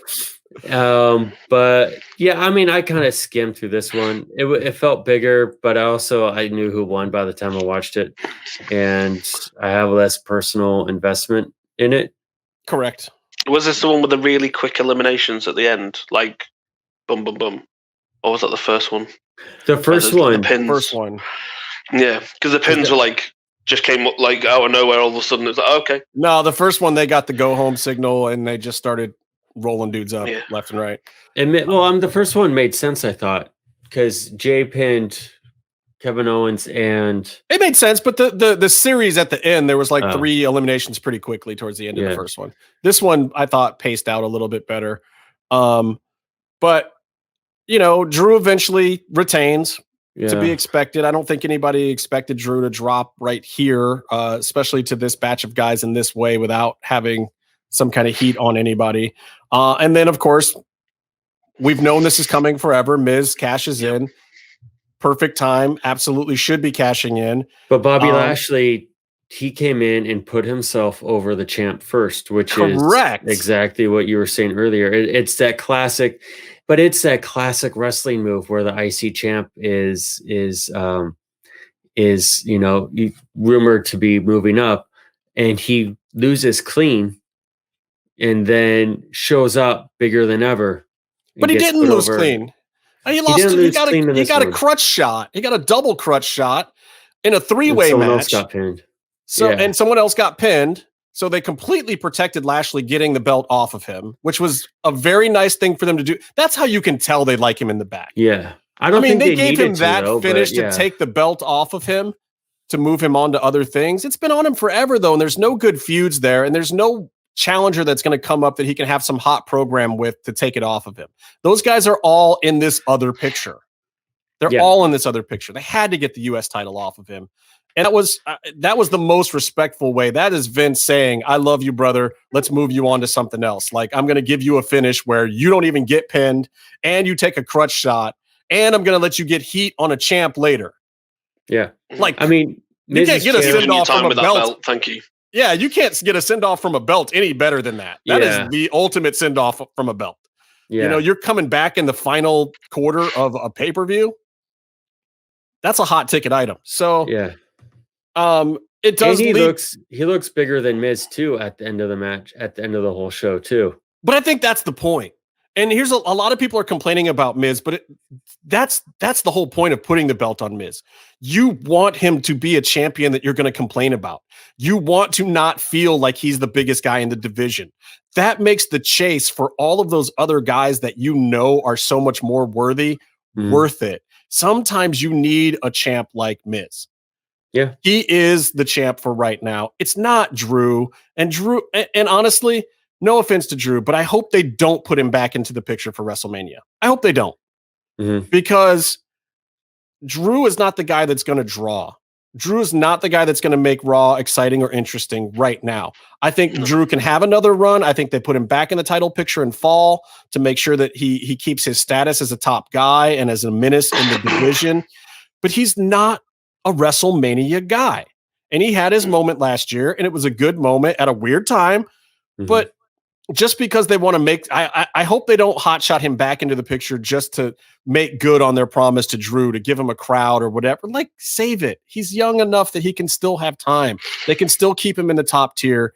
He's not the guy for this WrestleMania. I'm not saying that Miz is, but I'm saying that Miz is a great transition to doing more with Raw right now. And they've got to, you know?